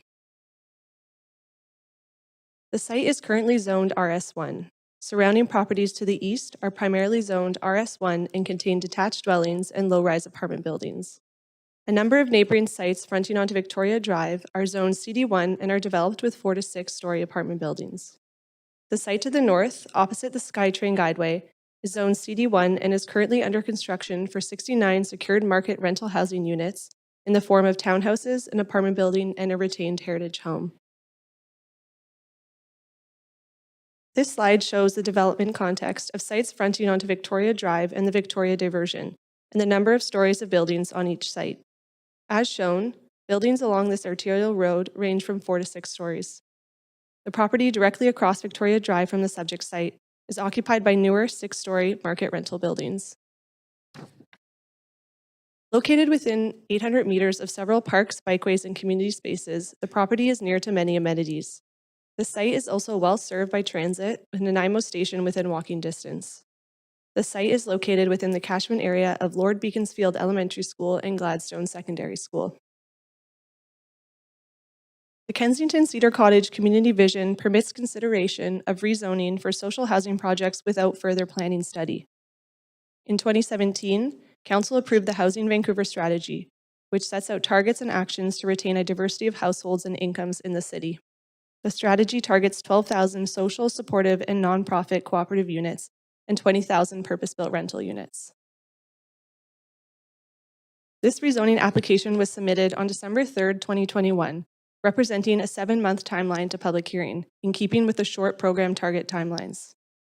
The application proposes to rezone the site from RS1 to CD1 to permit the development of a residential building containing 123 social housing units.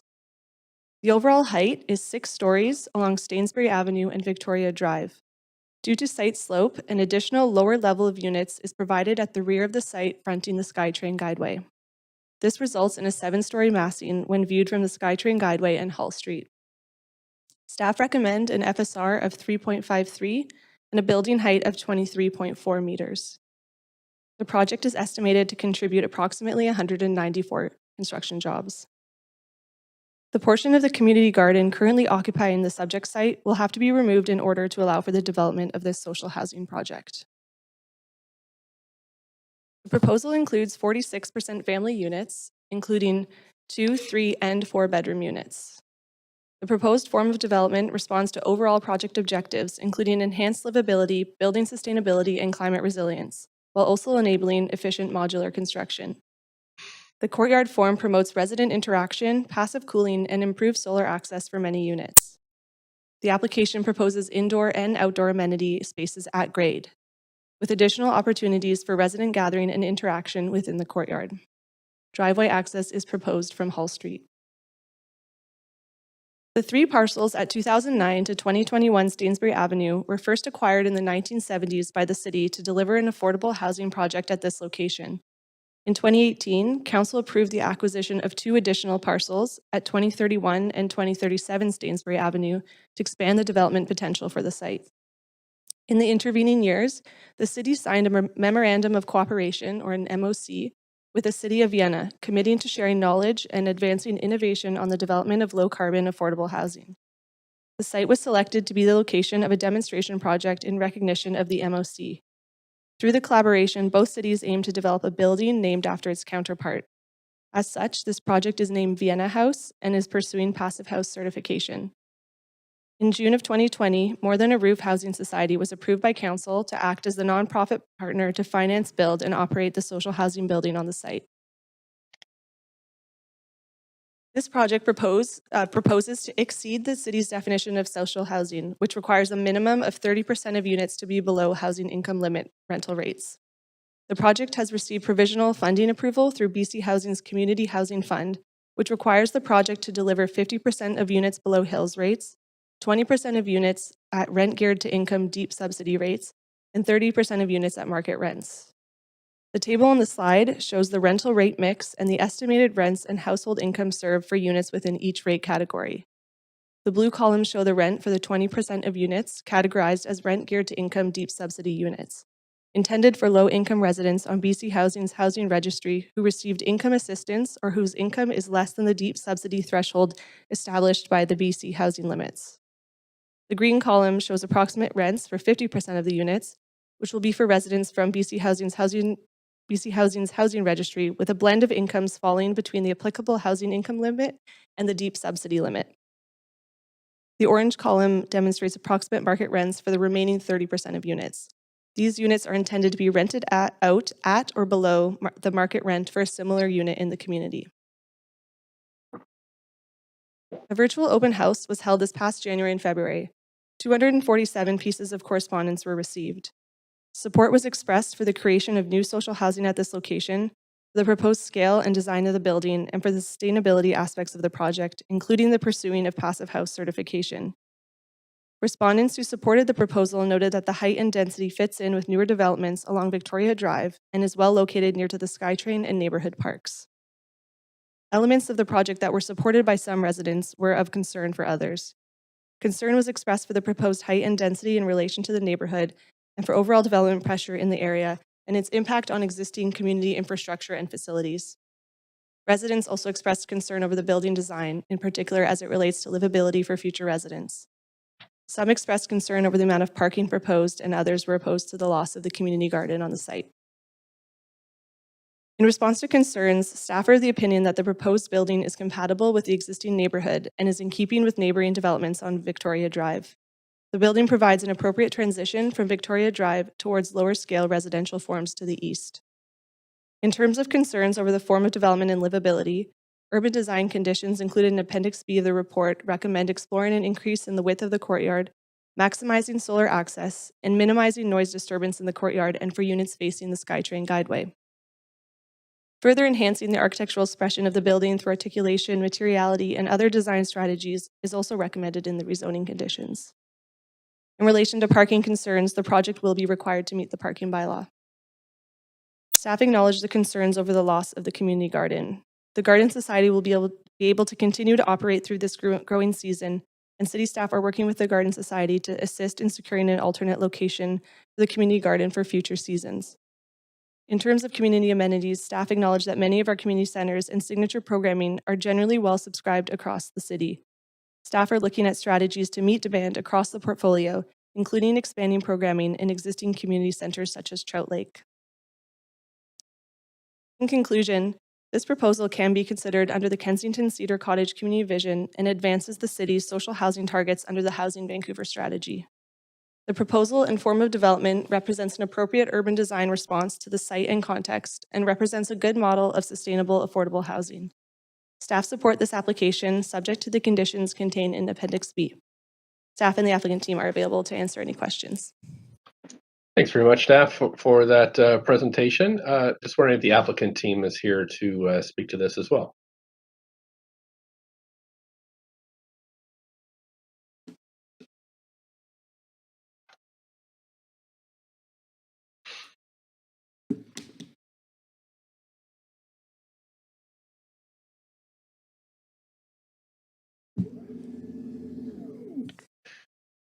Just a reminder to councillors that we need your video on in order for you to be counted as present through this. If not, the clerks will mark you absent. Let's see. Great. Getting to see this application now.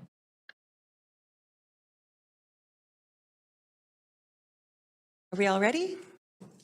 I think so. Okay. We can see your presentation. It could be a little bigger, but I think that it'll still work at this point. Oh. Is that better? I think so. Let's try that and see how it goes. Okay. Good evening, Mayor Stewart and members of council.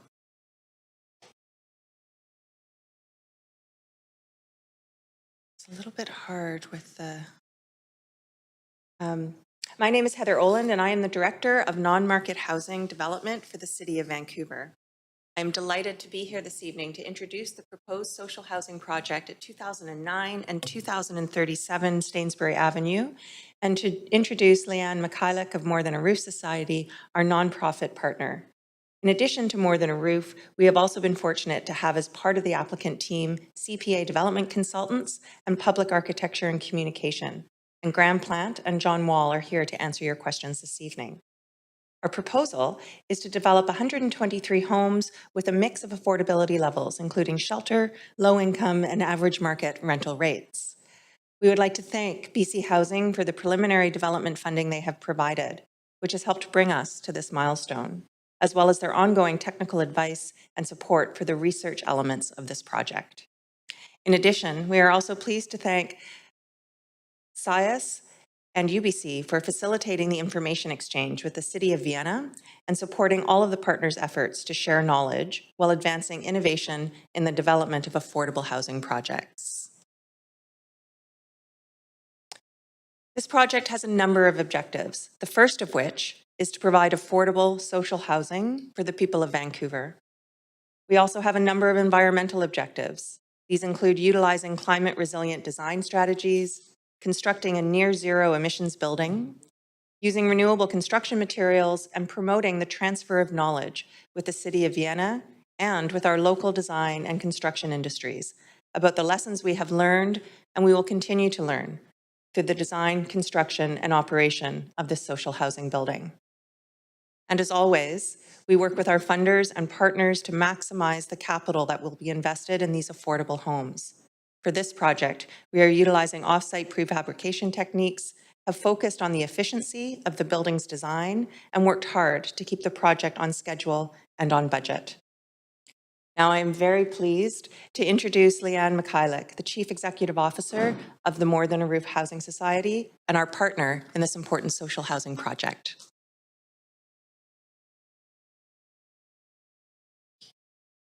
Thank you, Heather. I'd also like to say thank you to city staff. I know that they've been working really hard to collaborate with us to move this project forward, and so thank you so much for your efforts. We appreciate it. I'd like to say good evening to Mayor Stewart and to the members of council. As Heather's mentioned, I am Leanne Mikhailuk. I'm privileged to serve as the Chief Executive Officer for More Than a Roof Housing Society.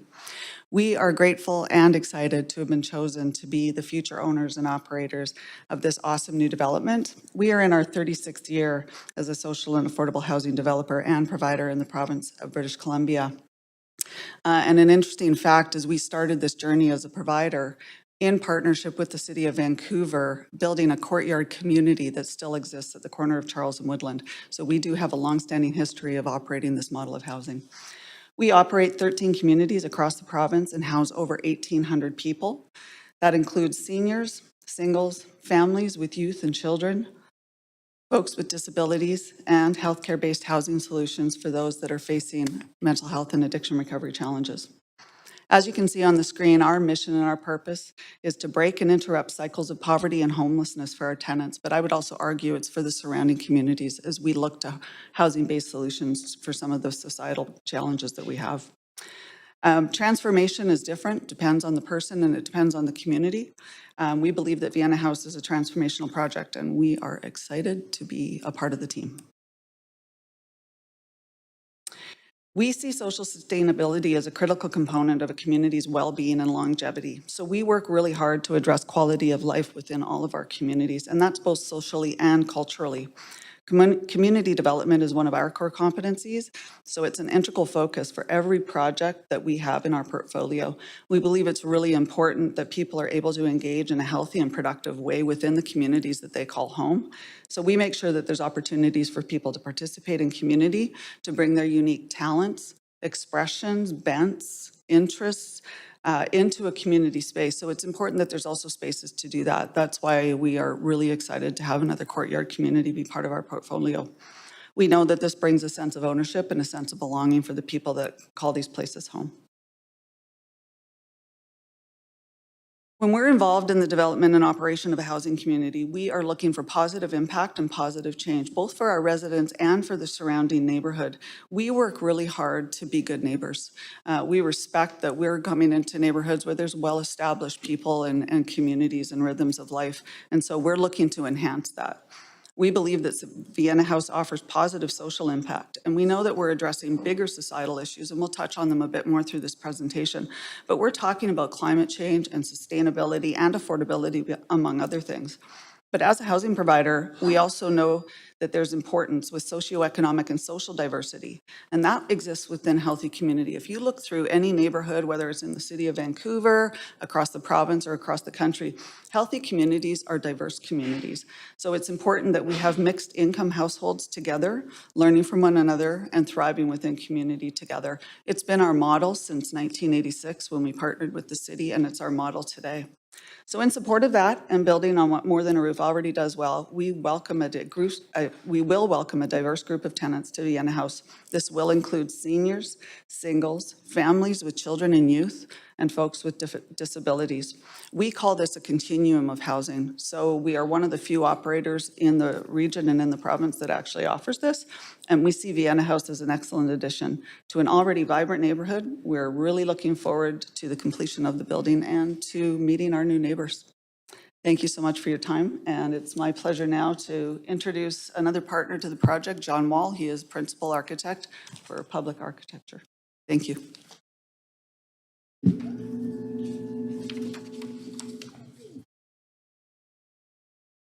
Thank you, Mayor and Council, and thank you, Leanne. On behalf of the consultant team, I am delighted to be here. My name is John Wall, and I'm a principal architect with Public Architecture and Communication. So staff has done an amazing job telling you about the project, so I'm just going to try to focus in on a few key details. And the main thing is, how does the project respond to climate resilience? And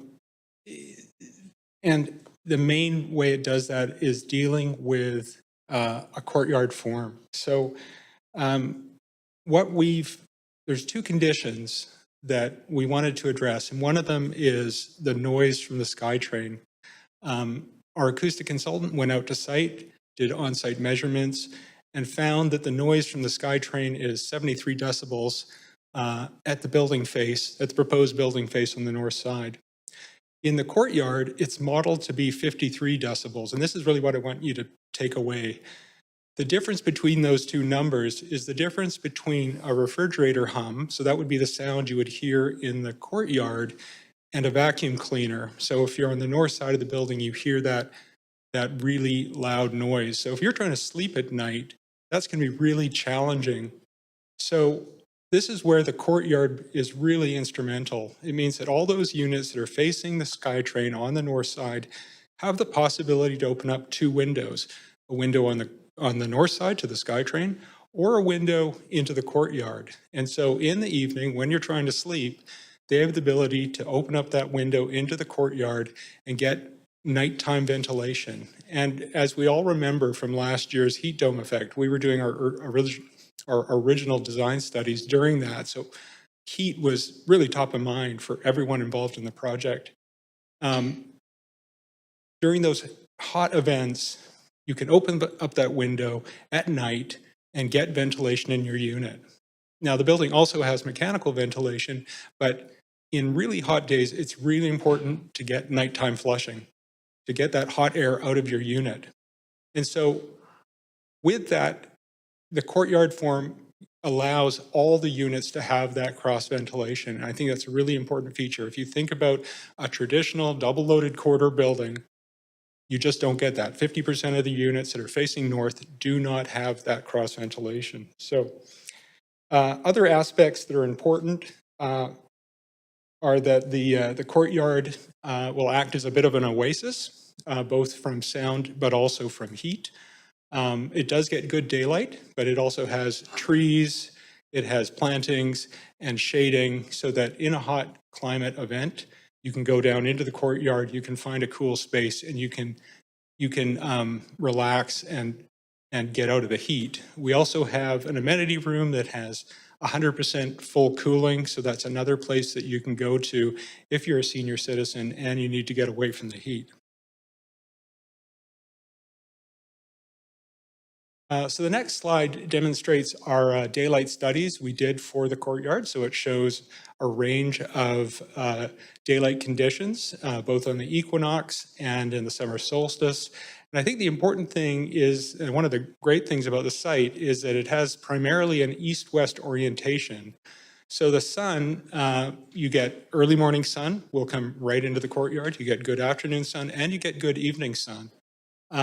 In the equinox, it doesn't get quite as deep, so we're introducing light-colored materials, so white siding, reflective glass guardrails to help reflect that light down into the courtyard so that it's a bright and cheerful space.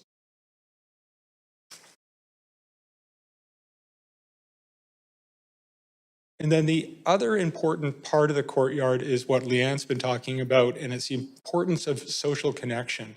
And so the other thing that a courtyard building does that a traditional single-loaded corridor building doesn't do is it increases the numbers of greetings and interactions you have on a daily basis. You leave your unit, you walk out into the corridor, and you're going to see your neighbor, you're going to say hello, you're going to, talk and get to know them. And that's really important. Leanne talked about how this is a mixed-use, diverse community.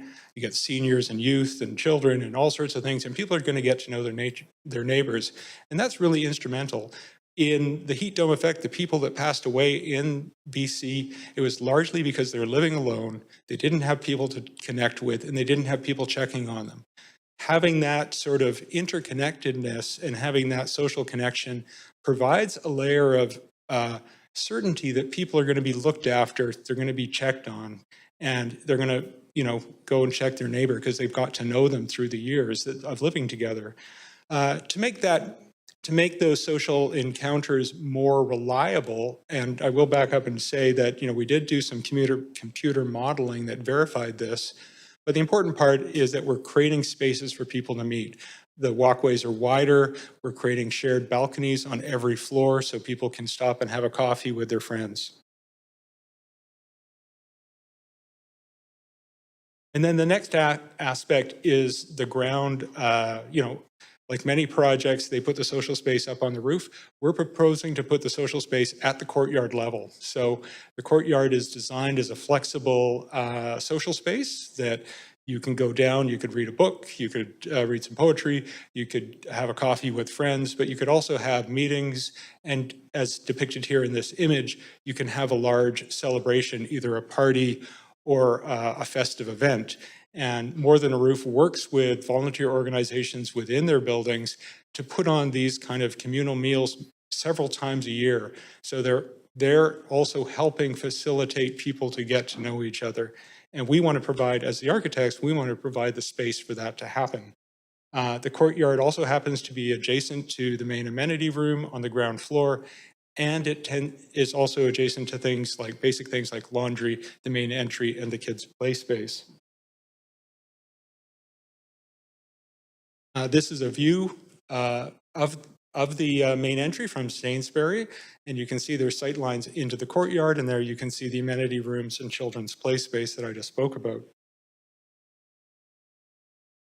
And then finally, here's a view from the SkyTrain looking back at the north side of Stainsbury, the north side of the building, with views to window boxes and other screening devices to provide privacy between the north units and the SkyTrain. And with that, I'd like to conclude my comments and just thank you to Mayor and Council for your time and to staff for all their diligence with this project. It's been a real pleasure working with them. Thank you. Thanks very much. 1 second, Council. Just getting a note from clerks here. Council, we only have 6 folks.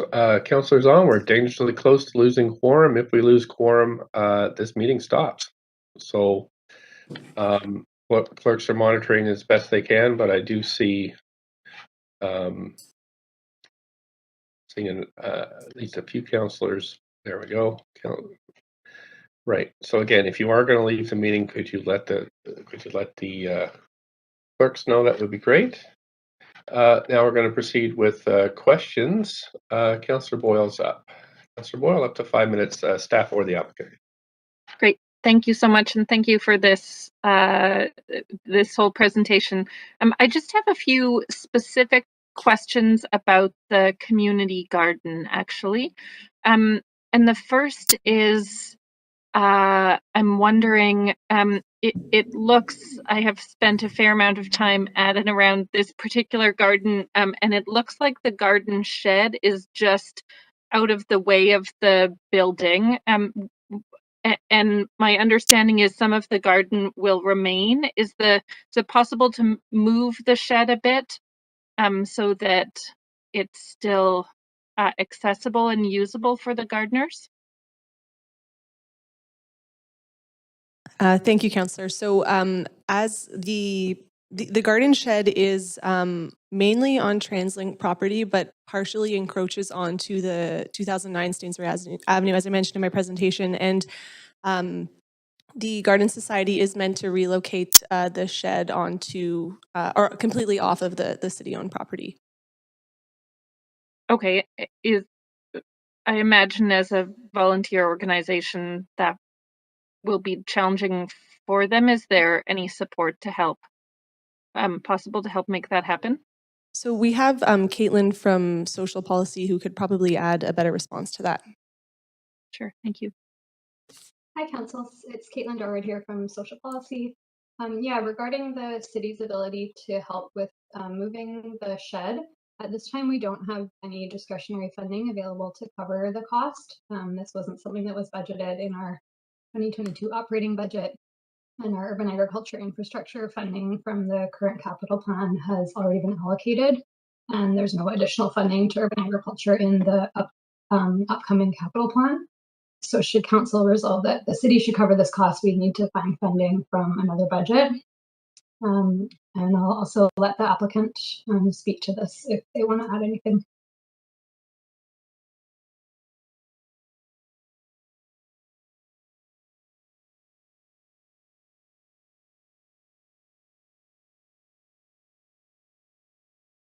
Did the applicant want to add anything, or should I ask my next question? The applicant has no comments. Okay, great. Go ahead, Mr. Boyle. My next question is, I understand it's the responsibility of the community garden to remove all the garden structures and plants. And I guess similarly wondering if I assume the area will need to be cleared anyway for the building, if they're not able to fully remove and clear everything, are there legal risks for them in that agreement that they have with the city, or can that be done as the site is prepared for development? Thank you, Councillor. We have Jeff Greenberg from legal who can respond.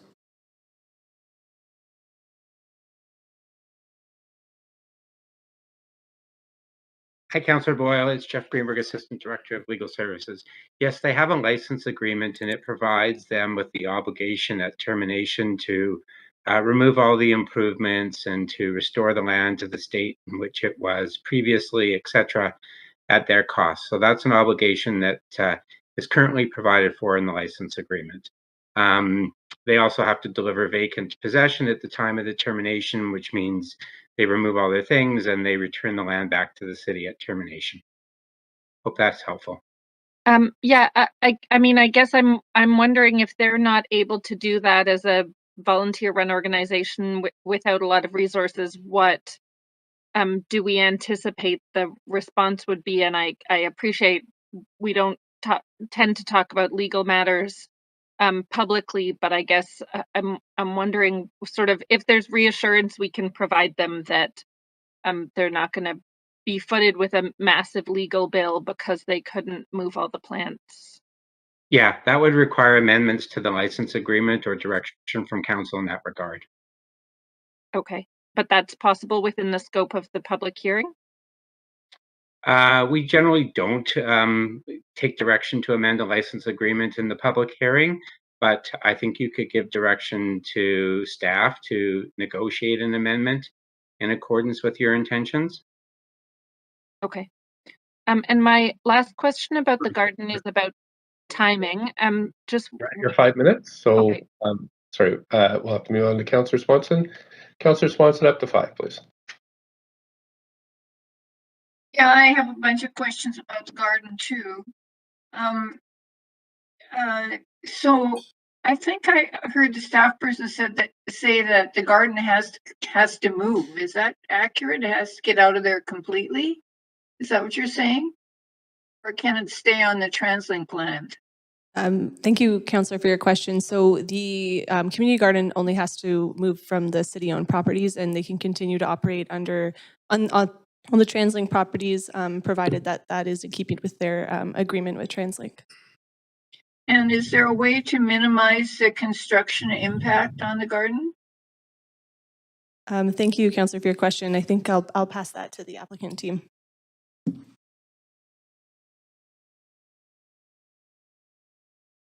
Hi, Councillor. Grain Plant with CPA Development Consultants, and thanks for the question. As with any construction activity, it will be hard to mitigate impacts on a community garden immediately adjacent to a construction site, but it's safe to say that More Than a Roof is very able and willing to work to be a good neighbor with respect to the community gardens in order to minimize the impacts felt by the community gardens with respect to any major sort of construction impacts that might be felt, such as dust, and obviously any sort of major deliveries or craning of materials would be communicated swiftly with the community gardens should they continue to operate on the TransLink property to ensure that there was active communication between both the community gardens and ongoing construction activities.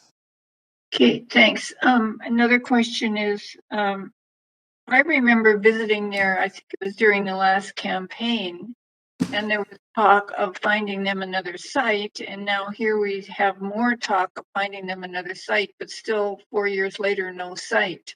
So I'm wondering how that's going. Is there actually a chance of finding them another garden site?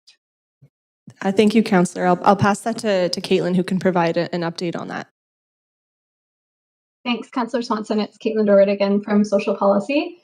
So as we outlined in a memo to council in January 2022, staff have made significant efforts to work with the Garden Society over the past several years to identify an alternate site. This included initiating regular communication with the Garden Society in early 2018 to provide Vienna House project updates. And then from 2018 to 2021, we explored relocation opportunities on city-owned lots, including 2 city-owned properties on Stainsbury Avenue. Ultimately, the Garden Society didn't consider the candidate sites to be viable due to constraints including size, topography, solar exposure, some safety concerns, and also concern that these sites too may be developed in the future. Certainly, should the Garden Society show interest in those sites in the future, staff would be available to further explore that with them, and we would subsequently report back to council at that time should a new community garden license agreement be required. Okay. And I guess we'd want to note that this challenge of finding a location for this garden is pretty reflective of a general trend that community demand for urban agriculture space is outpacing the city's ability to identify and secure new space. Okay. Yeah. Thanks. I have another question. I was kind of shocked to hear the applicant say that there would be an air-conditioned room in the building, and does that imply that the whole building isn't going to be air-conditioned or have a heat pump or something? Thank you, Councillor. The applicant will come and answer that.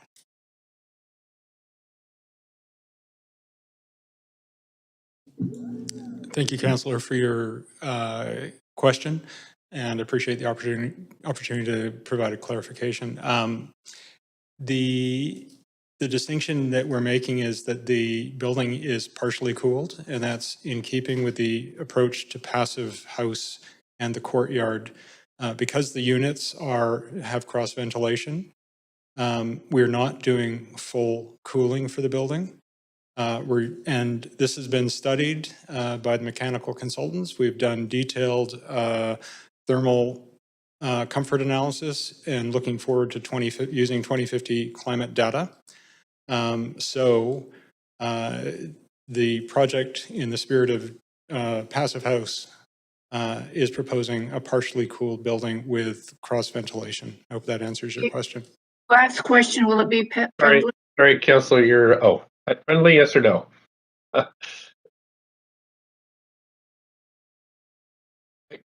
Applicant, will the building be pet friendly, yes or no?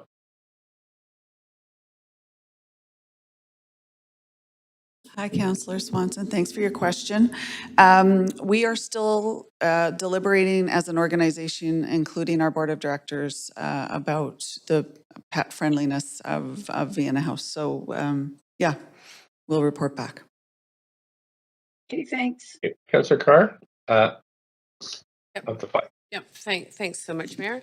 I'll just continue on the passive cooling and the courtyard. I was just in Copenhagen where they have a lot of courtyard buildings, and I still think that they had some heat pumps on, I guess, outside units. So I'm wanting to be sure you're not putting heat pumps in at all. It's all passive cooling. Is that correct?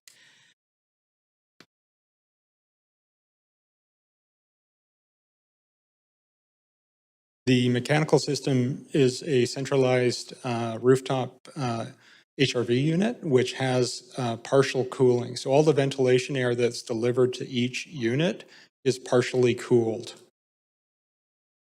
Okay, that's good. Thank you.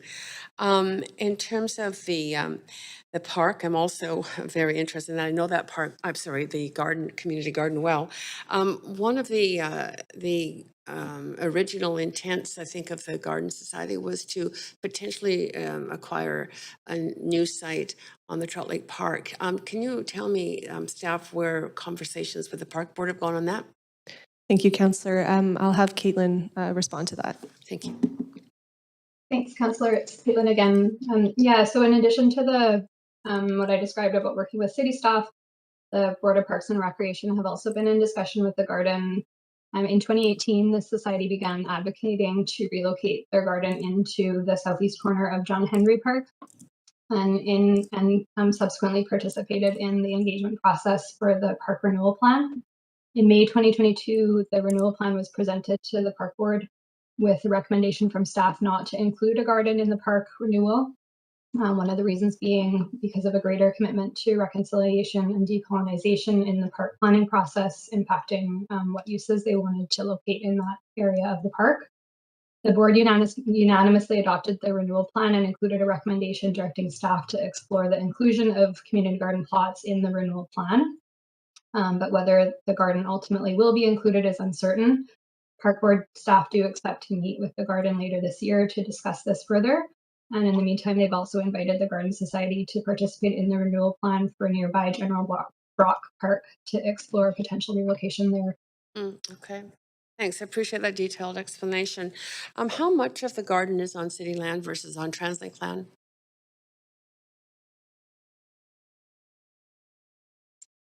Approximately. It's Caitlin again here. I don't have that up specifically. I can just pull up a map.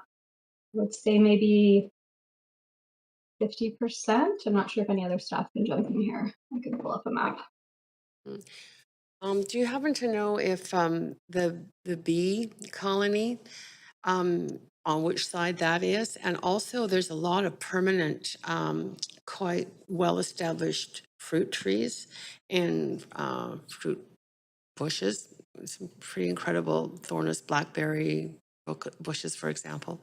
Do you know which side of whether it's TransLink land or the city land, that those more permanent features as opposed to the annual garden plots are? It's Caitlin again here. I'm not sure where the bees are located, but I am aware that there are quite a few trees and other perennials located on the city property, as well as some under the SkyTrain kind of on the north end of the garden. Great. Okay, that's it for me for now. Thanks for answering my questions. Thanks so much, Councillor Carr. Council, I just wanted to update you on our progress tonight. We have a number of speakers for this item, and plus our open call for this, and it looks like some discussion afterwards. Then we have one last item, which is 906-982 West 18th Avenue and 907-969 West 19th Avenue. This has a very large speakers list, and I think we'd be lucky to start this item. I don't think we will. So I think at this point, I'm going to ask clerks to inform I think 41 speakers who are lined up for item 6, as well as the applicant teams and others that we won't be making it to item 6 this evening. And this item will come back to council on July 21st. So I just want to let you know that, Council, and we'll just proceed with this item. Councillor Weave, you have questions to staff or the applicant? Yeah, I'll just follow up. The Indigenous species, the fruit trees that Cease Weiss has been involved in, has there been opportunity by the proponent to include those as part of the landscaping plan? Thank you, Councillor, for your question. Those are property of the Garden Society. Therefore, we have not asked the applicant to include those as part of their landscape to provide the garden with an opportunity to transplant those if they wish. Okay, it'd just be nice to bring Cease in there to do kind of Indigenous grounding outside the project to kind of integrate it. So it might be an opportunity for the proponent moving forward. The second one, recognizing that they're not really talking about a house, there's a lot of talk about community. I'm wondering, the 8-unit apartment building that's just beside it is still for sale for a very reasonable price. I'm wondering, is that something we've looked at as a city to incorporate more city-owned housing and have this amazing society bring that into the community and continue to expand outside that building? Because I think it's really important if we have such an amazing operator to look at other buildings to be able to incorporate and broaden the community. Thank you, Councillor. I'll pass this to Heather with non-market housing. Thank you, Councillor, for your question. I'm Heather Oland with Non-Market Housing. So I'm going to have to confer back with Real Estate Services. I recall that there was potentially some discussion around that lot. I can't remember exactly what the implications were, but we would be happy to get back to you on that.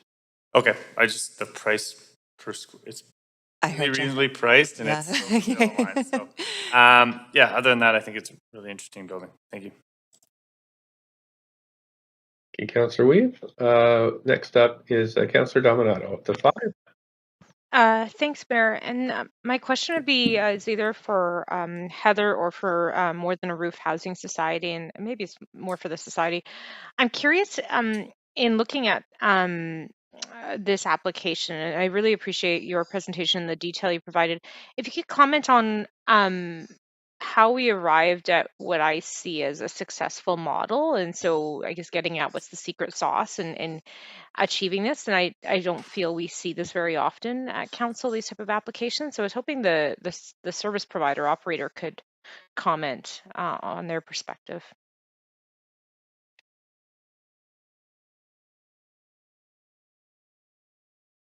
Hi, I'm sorry, I missed your name, but I'd like to say thank you. It's Councillor Dominato. Thanks. Thanks, Councillor Dominato. Thanks for your question. This has been a very collaborative team effort. It's something that's actually new for us, being invited so early on into the process to talk about design and the people that are going to call this community home. And we're also basing tenant and unit mix on BC Housing's model. This was a request for proposal through BC Housing, and so we've followed the model of the Community Housing Fund and what they asked of us. So far, it's just been super collaborative in getting us to this place. And before you go away, I'm hoping I can ask one more question. I appreciate that and expanding on the benefits of collaboration. Can you comment on the affordability aspect of this? Again, not seeing this very often in some of our proposals that come to council.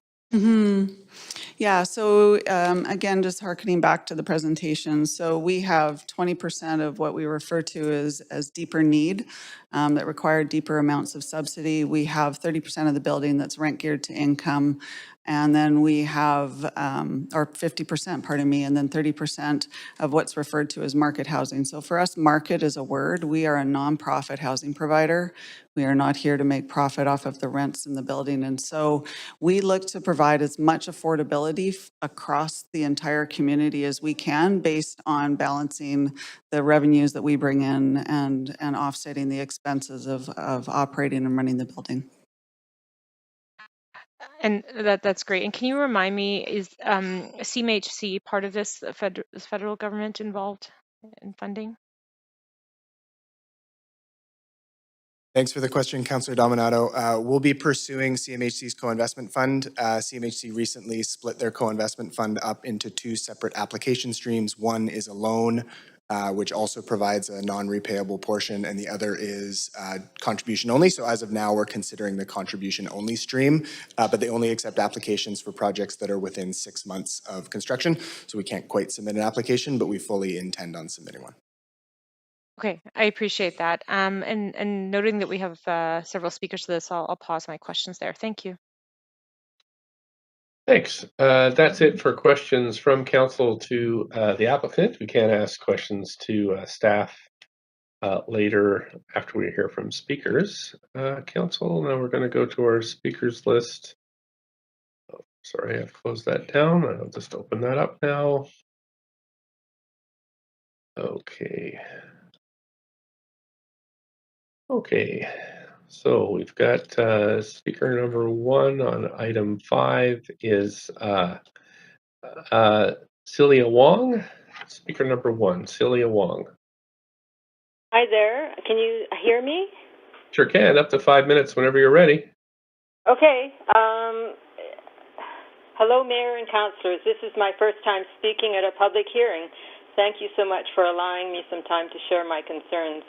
I am a Vancouverite, born in VGH. I'm a condo owner. I live in Cedar Cottage, and I helped build the local community garden sitting right under the SkyTrain directly below this proposed redevelopment site. So I have an invested interest in the community garden, and I live in the neighborhood.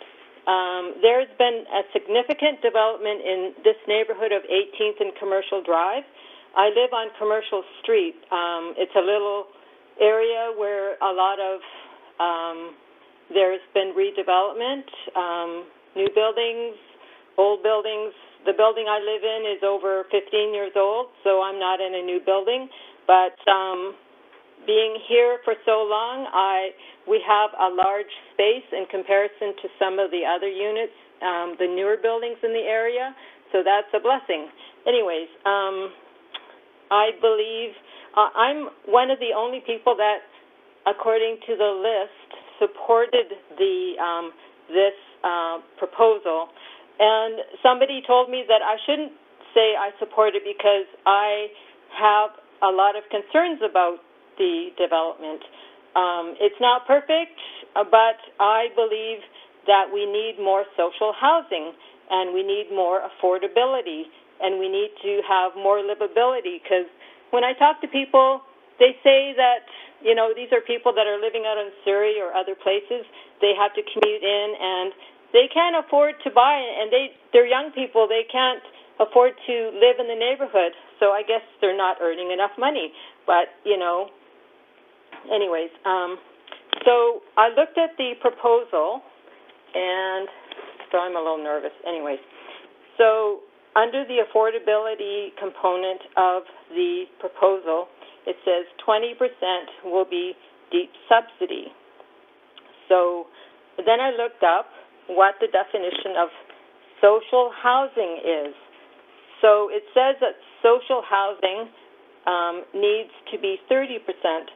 So I don't understand why it's not written out that 30% should be under the deep subsidy rates umbrella. And then that would then, I would hope, reduce the number of market rate rentals available. So then you would have 80%, no, 30 and 50, 80% that would be under the umbrella of social housing, and only 20% at market rate. Because I live in the neighborhood, there's all this development, there are a lot of rentals, they're vacant, they're new, and I understand that because it's new, you can charge more because it's a new rental. So, so the idea that on Main Street, because I've been listening, that there's no rentals in the neighborhood, it's because the cost is too high. It's not affordable. Anyways, so my other concern is livability. Sorry. So I looked at the design. It seems like it's very close to the SkyTrain. I helped build the garden. I know how noisy it is. I listened to the fellow talk about the noise level. Well, we've had events in the plaza, which is under the SkyTrain, and it's very noisy. Anyways, so livability, the noise, the size, the scale, I don't necessarily agree with, but we need more affordable housing. So, yeah, what other comments do I want to make here? So it's being funded by $32.8 million of taxpayers' money. So why can't they reduce the number of market rate rentals? Because it's already being subsidized, and from what I'm hearing, they're also going to be applying for CMHC. So, what else? Thank you very much, Speaker. That's your time, 5 minutes. Really appreciate you calling in tonight, and I will move to the next speaker, but do appreciate you participating. I'm going to move on to speaker number 2, who is Andrew Walker, who I believe is in person. Mayor, councillors, staff, my name is Andrew Walker. I'm a Vancouver resident and a director at Cedar Cottage Community Garden. The greater part of our garden is currently located on city land, which, following your support of this rezoning application tonight, will become a 7-storey development. Our garden was started in 2008 by a group of organisations, including the Vancouver Native Health Society, which signed the original lease agreement prior to our becoming a non-profit society.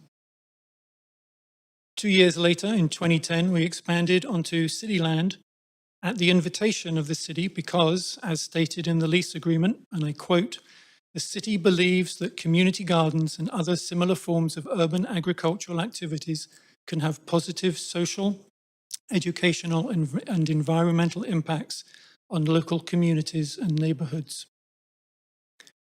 In April 2018, the Vancouver Affordable Housing Agency, VAHA, was given control of a portion of the eventual development site, during which councillors unanimously voted that, again I quote, "Staff work with the Cedar Cottage Community Garden Society to ensure that the future siting of garden activities is addressed." In June 2019, the proposed development site was expanded to include another 2 lots. Again, council voted unanimously, and again I quote, "The council support the continuation of over a decade of community building and gardening, as well as meeting the growing demand for community gardening in this area by directing VAHA and city staff to continue to work with the Cedar Cottage Garden Society to identify a new site in a nearby area to ensure the continuation of the garden activities," end quote. Since then, another 3 years have passed and our garden is facing imminent development. Despite our 4-year effort to see the creation of a community garden within Trout Lake Park, none was included as part of the recently released renewal plan for the park. As a society, we made an early decision to support this development, as it was felt that affordable housing trumped the opportunity to garden. But despite the city's own stated beliefs and the clear direction of council, there has been no apparent good faith effort on the part of the city to secure a new location for our activities. The lots along Stainsbury offered by the city in 2018 and referred to as an answer to an earlier question were recently taken off the table as there are imminent development possibilities. And so we are left only with the option to garden on what will be left of our current location under the SkyTrain tracks, much reduced in area, with a 7-story development looming over us and between us and the sun. We are unsure if this will be viable for gardening in the long term, but are willing to make the effort. In the rezoning referral report before you tonight, I would like to draw your attention to the claim that, and I quote, "No significant public spaces are impacted by the shadows from this proposed development." We beg to disagree. In addition, the report expends more lines of text on the importance of preserving the Vancouver Heritage Foundation plaque attached to our garden shed than it does to the importance of preserving the garden shed or even the garden itself. Quoting from the Vancouver Heritage Foundation's website, the garden shed, which displays the Places That Matter plaque, was built within 20 feet of the original Lakeview station. It is a 3/4 scale replica of the building that stood there from approximately 1900 to 1935, end quote. And the plaque itself commemorates the death of 14 individuals who were riding on the tram line. At this point, we are asking of council only that VAHA is directed to work with us in good faith to ensure we are afforded every opportunity to make this continued endeavour a success. And further details on this request will be presented by a later speaker and current chair of our Garden Society. And thank you for your time. Thank you very much. I don't see any questions for you, so I am going to move to speaker 3, who is Michelle Philippe. Hello. Hi there. Hi. My 5 minutes will be taken up with a video which has been sent, and hopefully it works. I'll just introduce it very quickly. Like you said, I'm Michelle Philippe. I'm former president of the community garden. That is the topic here, and current board member. The video that you're going to see is created by Devin Cook, who is a Vancouver documentary filmmaker currently focusing on forms of food production. And the request to accept a community garden in John Hendry Park, as has been said, remains undecided. And then a speaker after me will be addressing that a little further. So we'll start the video now, please.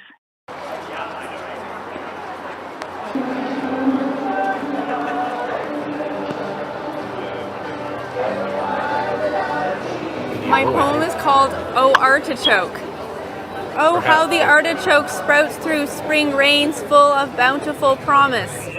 What will this season contrive for our ravenous souls? Cast into the limelight at each summer's glory, the artichoke bears its fruit and tells its formidable story. Cedar Cottage Community Garden is a place where people come together to grow fruits and veggies and flowers, and for me it's definitely a place I come to learn. The vision of the garden sort of developed bit by bit. Some people were very interested in just being able to garden.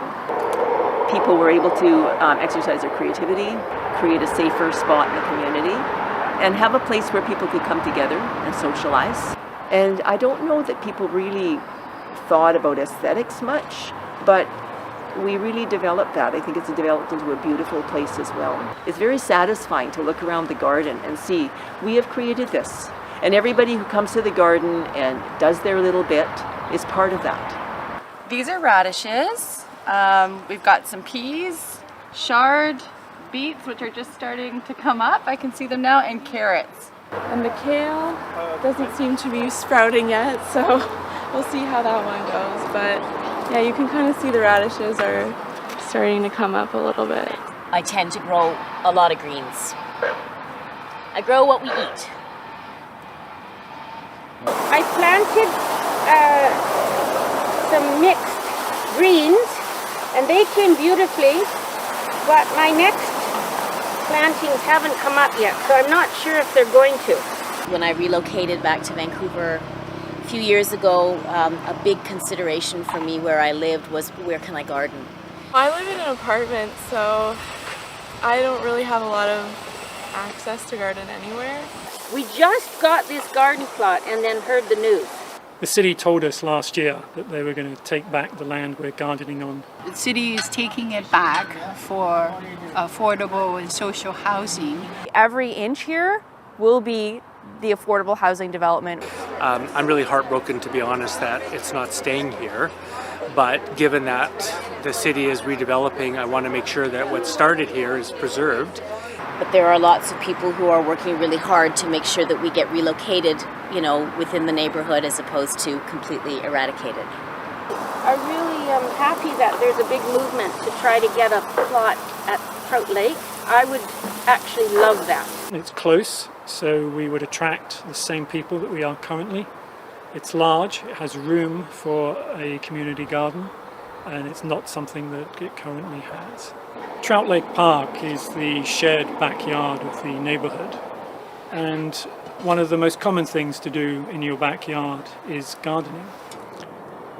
So what we want to do is to recreate the community garden we have just a few hundred meters away on this monocultural lawn that you can see in front of you. We want to create a place of beauty and biodiversity, a place that the entire neighborhood and the city can come and enjoy. So it would not only be community plots for the members, it would be things like trellised walkways with grapes and kiwis, an orchard, soft fruit, berries, lavender beds, a pollinator garden to support the native bees, a place that people can come and garden. We need the approval of the Parks Board of Vancouver in order to build a garden here.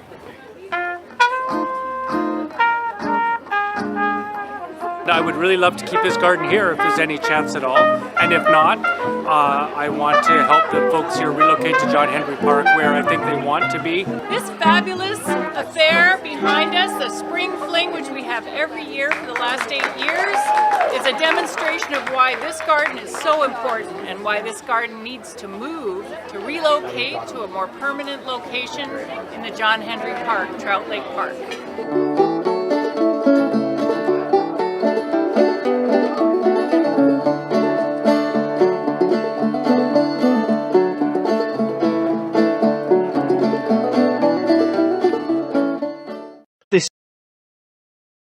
Thank you so much for that. Appreciate your time today. That I'm going to go to the next speaker now, as we're at the end of the 5 minutes. Next speaker is Casimir Kish, speaker number 4. Yes, I'm here. Am I coming through all right? Yes, you can. Yes, we can hear you. Hello? Hi, we can hear you. Please go ahead. Yep, I'm here. Yep, please go ahead.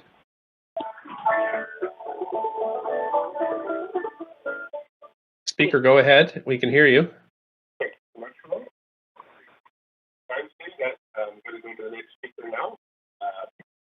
Speaker, you need to turn off your live stream. Next speaker is Casimir Push. Hello? Hi there. Yeah, you need to turn off your Can you hear live me? stream.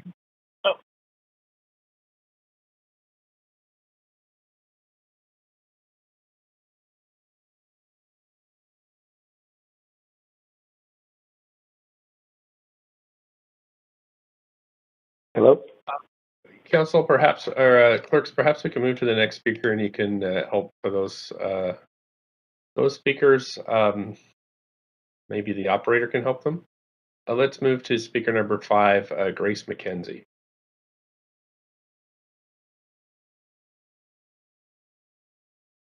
Hi Hi, there. Yeah, Grace McKenzie there?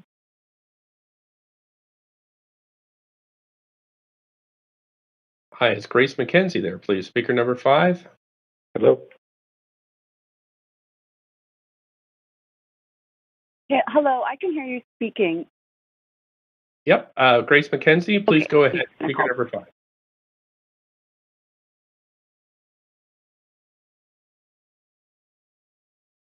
Grace McKenzie, speaker number 5.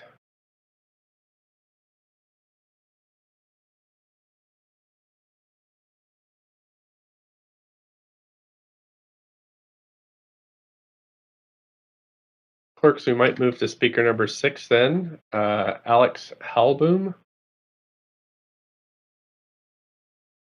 Hello, can you hear me? Hi, is this Alex Hello? Halboom? Hi, is this Alex Halboom? You must have hung up. Hello? Okay, Council, we're going to take 2 seconds and sort this out. We'll be right back.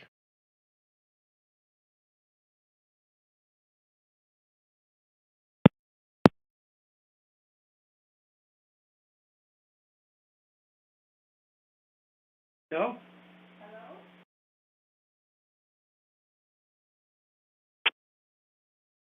Hello?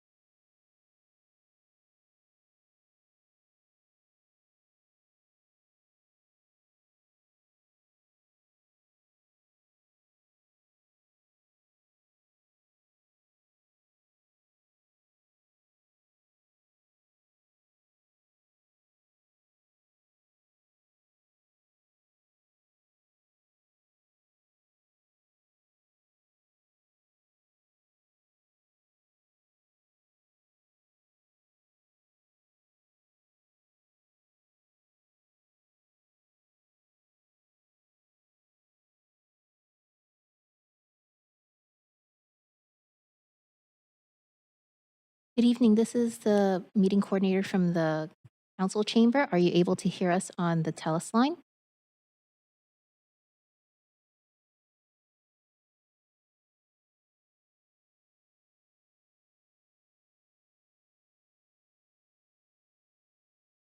Hey, council chamber, so you can hear me, but I can't hear anything from you. Is that correct? Are you talking to me, Grace? No, sorry, Grace. I'm talking to council chamber. I'm going to mute you. Okay. What I'm gonna do is I'm gonna hang up and I'll call back. Okay, we can't hear you. Council chamber, not you, Grace.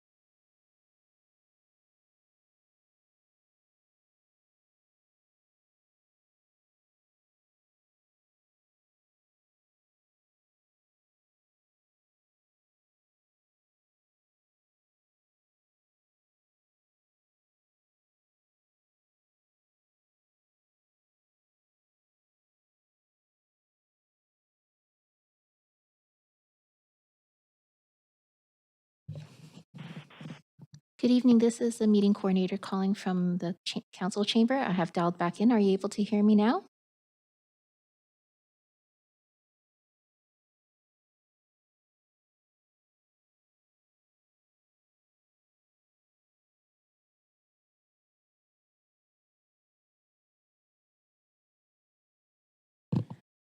The TELUS line is unmuted. If we can do a sound check, that would be great.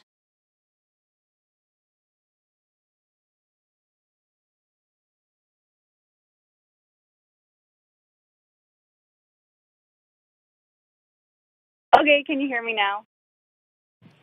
Yes, we can hear you, but are you able to hear us? Perfectly. Okay, and let's go back with speaker 4 because he's back on the line. Okay, thank you very much. Okay, thank you.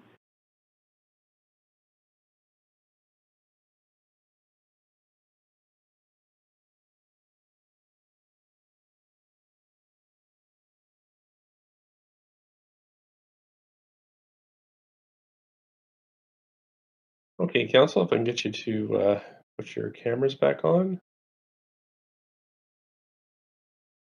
And I believe we have speaker number 4 on the line now. I think we've got our tech difficulties worked out. Casimir Kish. This is Casimir. Am I coming through? You are. Up to 5 minutes, please. Oh, okay. Thank you. It's been a long road to get here through the calls back and forth, but here I am. Thank you, everyone. I just want to add a few things. I'll keep it short here because I know time is short. I do live in the area, Cedar Cottage area, for the last 14 years. I have looked at this project in depth through the applicant supplied materials. I do find that this project is in a great area, close to great transit options and shopping. Excellent proximity to Trout Lake, which I think is one of the best parks in the city. SkyTrain nearby, elementary, high schools also nearby. Very convenient, I think, for the families that will occupy those 2, 3, and 4 bedroom units. I really like the design of the building with the big courtyard in the middle. I think that's going to absolutely increase options for neighbors to interact and present many more opportunities for social situations to occur naturally. We live in a condo not too far from this site where about 15 years old. The condo lacks all of these things, the courtyard and just places for people to meet and to hang out and to see each other without any intention specifically of doing that.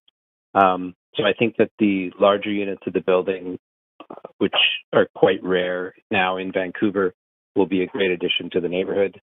And in summary, I think these 123 homes, which provide options at different rent levels for different groups of people, will be a great addition to the area.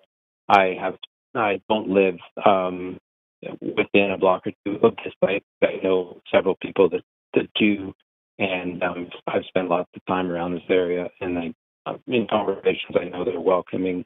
They'll be happy to welcome people to these new homes once they are complete. So yeah, just to say, the design looks really good. The amount of light looks good. The courtyard, and those are my thoughts. Thank you. Thank you for your time tonight. I don't see any questions for you, so I am going to move to the next speaker, who I believe is Grace McKenzie, speaker number 5. Hi, can you hear me? Sure can. Up to 5 minutes, please. Okay, hi. Hi, my name is Grace McKenzie, and my family has owned the same property in Cedar Cottage for 80 years. We're a few blocks from the project. I'm opposed to the project as it stands. I want to see nice homes built here for tenants. The form. There should be one 6-story, 2.40 FSR, 101-unit building here. This was the original proposed in the May 2021 bid. You've received 2 links for these bids through correspondence from our Residents Association, the Cedar Cottage area neighbors. The current proposal is warehousing people.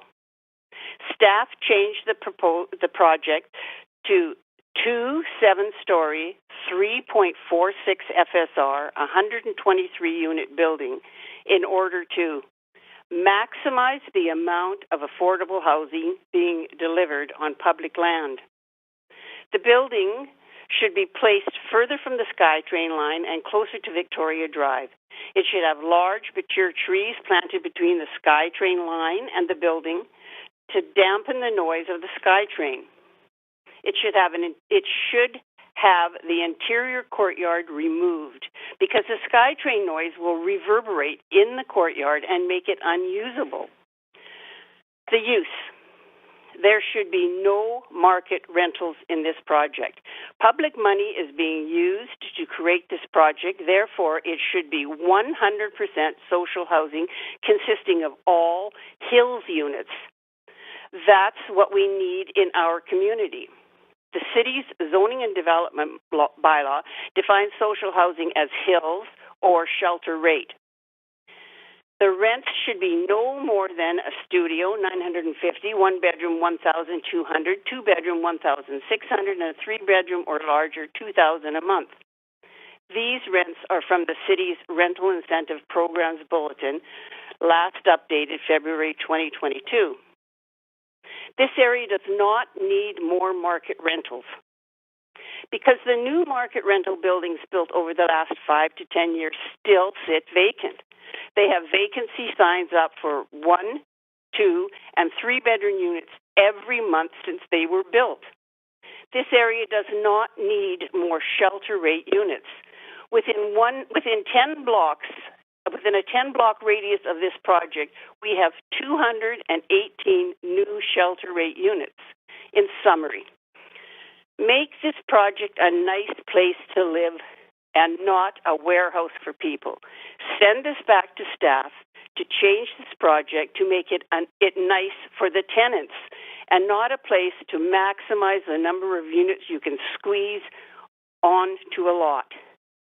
To do that, build 1 6-story building and remove the building away from the SkyTrain and closer to Victoria Drive. Plant mature trees between the building and SkyTrain. Reduce the density, reduce the height, and get rid of the interior courtyard because it will just be a place for the SkyTrain noise to reverberate. Listen to what the community has suggested for this project. I hope you've read the email I sent you through the public hearing form. It has a list of the community's concerns regarding the project. Please do the right thing here. Build for the tenants, not for density. I have a little bit more time. One more point that concerns me. This proposed building height is actually 8 stories tall. The staff report calls this a 7-story building, but it will have an amenity space on the roof that staff don't include in the calculations on height. So in the end, this building will be 8 stories tall. This is the same height as the Lee building at Main and Broadway and next to single detached homes. Please take this excessive height into consideration. This will shadow sidewalks and roads around this project. Thanks for listening. Thank you for your time tonight. I don't see any questions for you, so we'll move to the next speaker. Council, it's Alex Halboom, speaker number 6.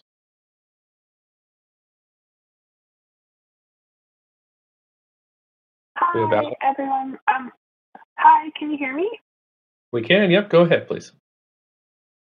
Perfect. I see my slides are just going up, so I'm going to get started. Thanks so much for the opportunity to speak today. I just wanted to provide a little bit of context for Cedar Cottage Community Garden and talk a bit about the important role that it plays in the Cedar Cottage neighborhood. All the photos in this presentation are available publicly on our website. So just a quick bit of history. Our garden was created in 2008 through extensive collaboration between community members and organizations. Some key partners include the Vancouver Native Health Society, the Vancouver Community Agriculture Network, and the Cedar Cottage Food Network. We've also worked with groups including Urban Native Youth Association, Environmental Youth Alliance, and Farm Folk City Folk. Next slide, please. Today, our garden continues to collaborate with community organizations and urban Indigenous members. So these photos include Steve Swift, one of our founders at our 10th anniversary in 2018, Lori Snyder teaching on Indigenous plants at our 2019 Spring Fling, and Leona Brown speaking at our 2019 Community Harvest Dinner. Next slide. One of our founding principles is to pass on the gift of our garden. So our meal program started in 2009. Our garden members volunteer to grow and donate fresh, organic, local produce to the Cedar Cottage Neighborhood House. And in the past 3 years alone, we've donated over 900 pounds of food. Next slide. Our garden strives to be a green space for community gathering and celebration. One example is our annual Spring Fling that includes a plant sale, garden tour, workshops, and music. It's really popular with our members, but also local residents in the community. Next slide. We also host harvest dinners. We've hosted formal long table dinners and casual potlucks to share the bounty of our garden and celebrate community connections. This gives a meaningful opportunity for us to give back to our neighbors and to share. Next slide. One thing I love about the garden are many ways we build community informally through tending to garden tasks together at work parties, workshops, and sharing our amazing communal crops. I've learned to be a better gardener, but mostly I've really felt welcomed and been able to build relationships with other garden members that have been really meaningful. Next slide. We have over 100 family plots that express the personal and cultural identities of our members, and our garden has a hugely diverse range of plants. We also have a medicinal garden, many native trees and shrubs, an orchard, an herb garden, and pollinator species. So this environment is also very biodiverse and important for wildlife. Next slide. The strong community support for our garden has been demonstrated through the Parks Board's renewal process for Trout Lake. So our garden received over 56 letters and 700 signatures supporting the continuation of our community garden in Trout Lake. These letters came not just from our members, but a huge range of community groups that we work with. And next slide. This slide shows the results of public consultation on an early draft of the Trout Lake Renewal Plan. You can see the strong value that the community places on having a community garden. Despite this, as mentioned, later drafts of the Trout Lake Plan removed the community garden. And in May, the Parks Board did vote on a final Trout Lake Plan that didn't include a garden. The week before this meeting, Parks Board received 170 messages in support of a community garden in the park. And as a result, Parks Board has again directed staff to explore inclusion of community garden plots in Trout Lake. We're hopeful this could allow our garden to continue, but it'll be several years before anything materializes, if at all. So I hope that you can see how incredibly valued our garden is to the Cedar Cottage neighborhood, and how important it is that we're able to continue community gardening effectively this year, as well as into the future. Thanks very much. Thank you. Councillor Swanson, you've got questions. Yeah, I was just going to ask, what's the next step for the park board? Do you know? You said it would take several years for them to come up with anything. Why would it take so long? She says having the city having spent several years. That's a great question. My understanding is that the directive was for the Parks Board to staff to explore inclusion of community garden plots in Trout Lake. It's possible some of the other members of the garden can speak to the overall process of working with Parks Board on the Trout Lake plan more more eloquently than me. But I think that's kind of a stage we had been at, 4 years ago, and that was nixed for whatever reason. And I'm not sure. Maybe Andrew or Iman could speak to that question a bit better to me. Yeah. Okay, thank you, dear. Yeah. Thanks so much. That's it for questions for you. Appreciate you calling in. We're going to go to our next speaker, who's Nathan Davidovich.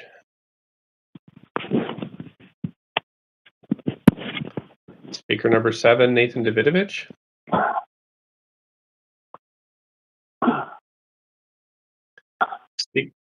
Speaker number 7, Nathan Davidovich.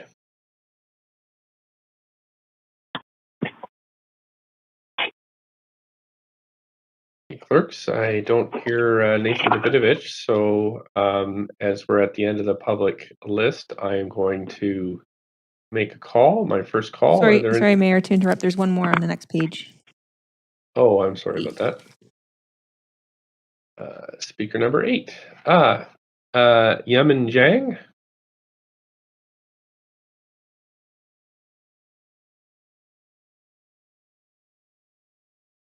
Is speaker number 8, Yamin Zhang.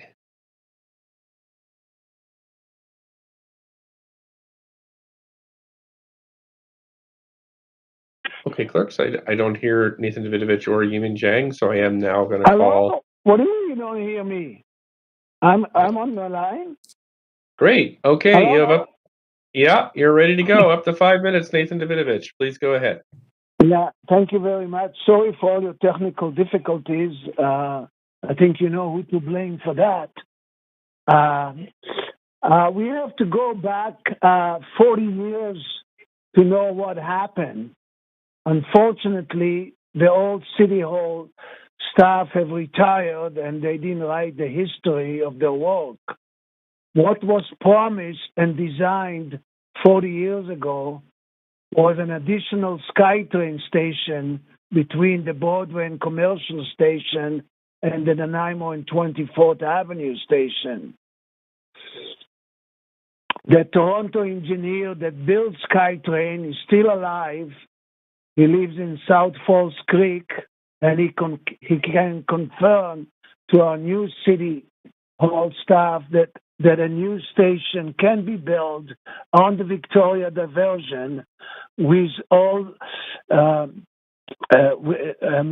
We need it more now, of course, than back in the 80s, because we have a whole bunch of new buildings all around. The Trout Lake Community Center is expanding. The Cedar Cottage Neighborhood House, Gladstone School. So a new station is definitely needed and be well used. The city should have copied the City of Richmond Capstan station model of financing.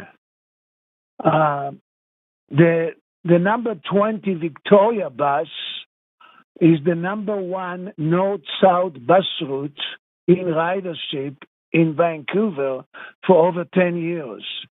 This bus has cutbacks in 2020, 21, and 22. With all the new buildings in the area, we need to increase the bus service, not cut it. This is another example of how TransLink staff and city staff keep saying that we need higher mode split for transit, but when it comes to actions, very little is done. Great. Can we just focus on a particular project, please? Yeah, well, that's the bus service that serves the project.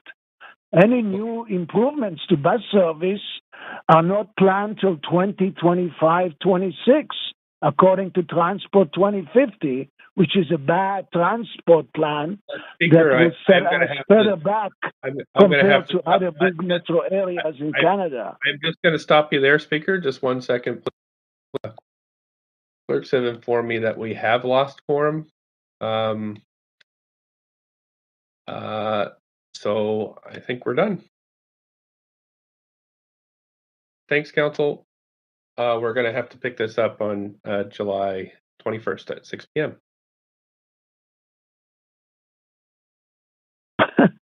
What kind of a joke is that? I don't know. Always enough. So, Council, thanks very much. Mr. Mayor, yeah, you have a bad council, quorum. Mr. Mayor. Yeah. Maybe Could you you can please, get a mute new the speaker? council after the election. Of You course. know. Could you please mute the speaker? Council, we have last quorum, so we're done. We'll be back July 21st. Thanks so much.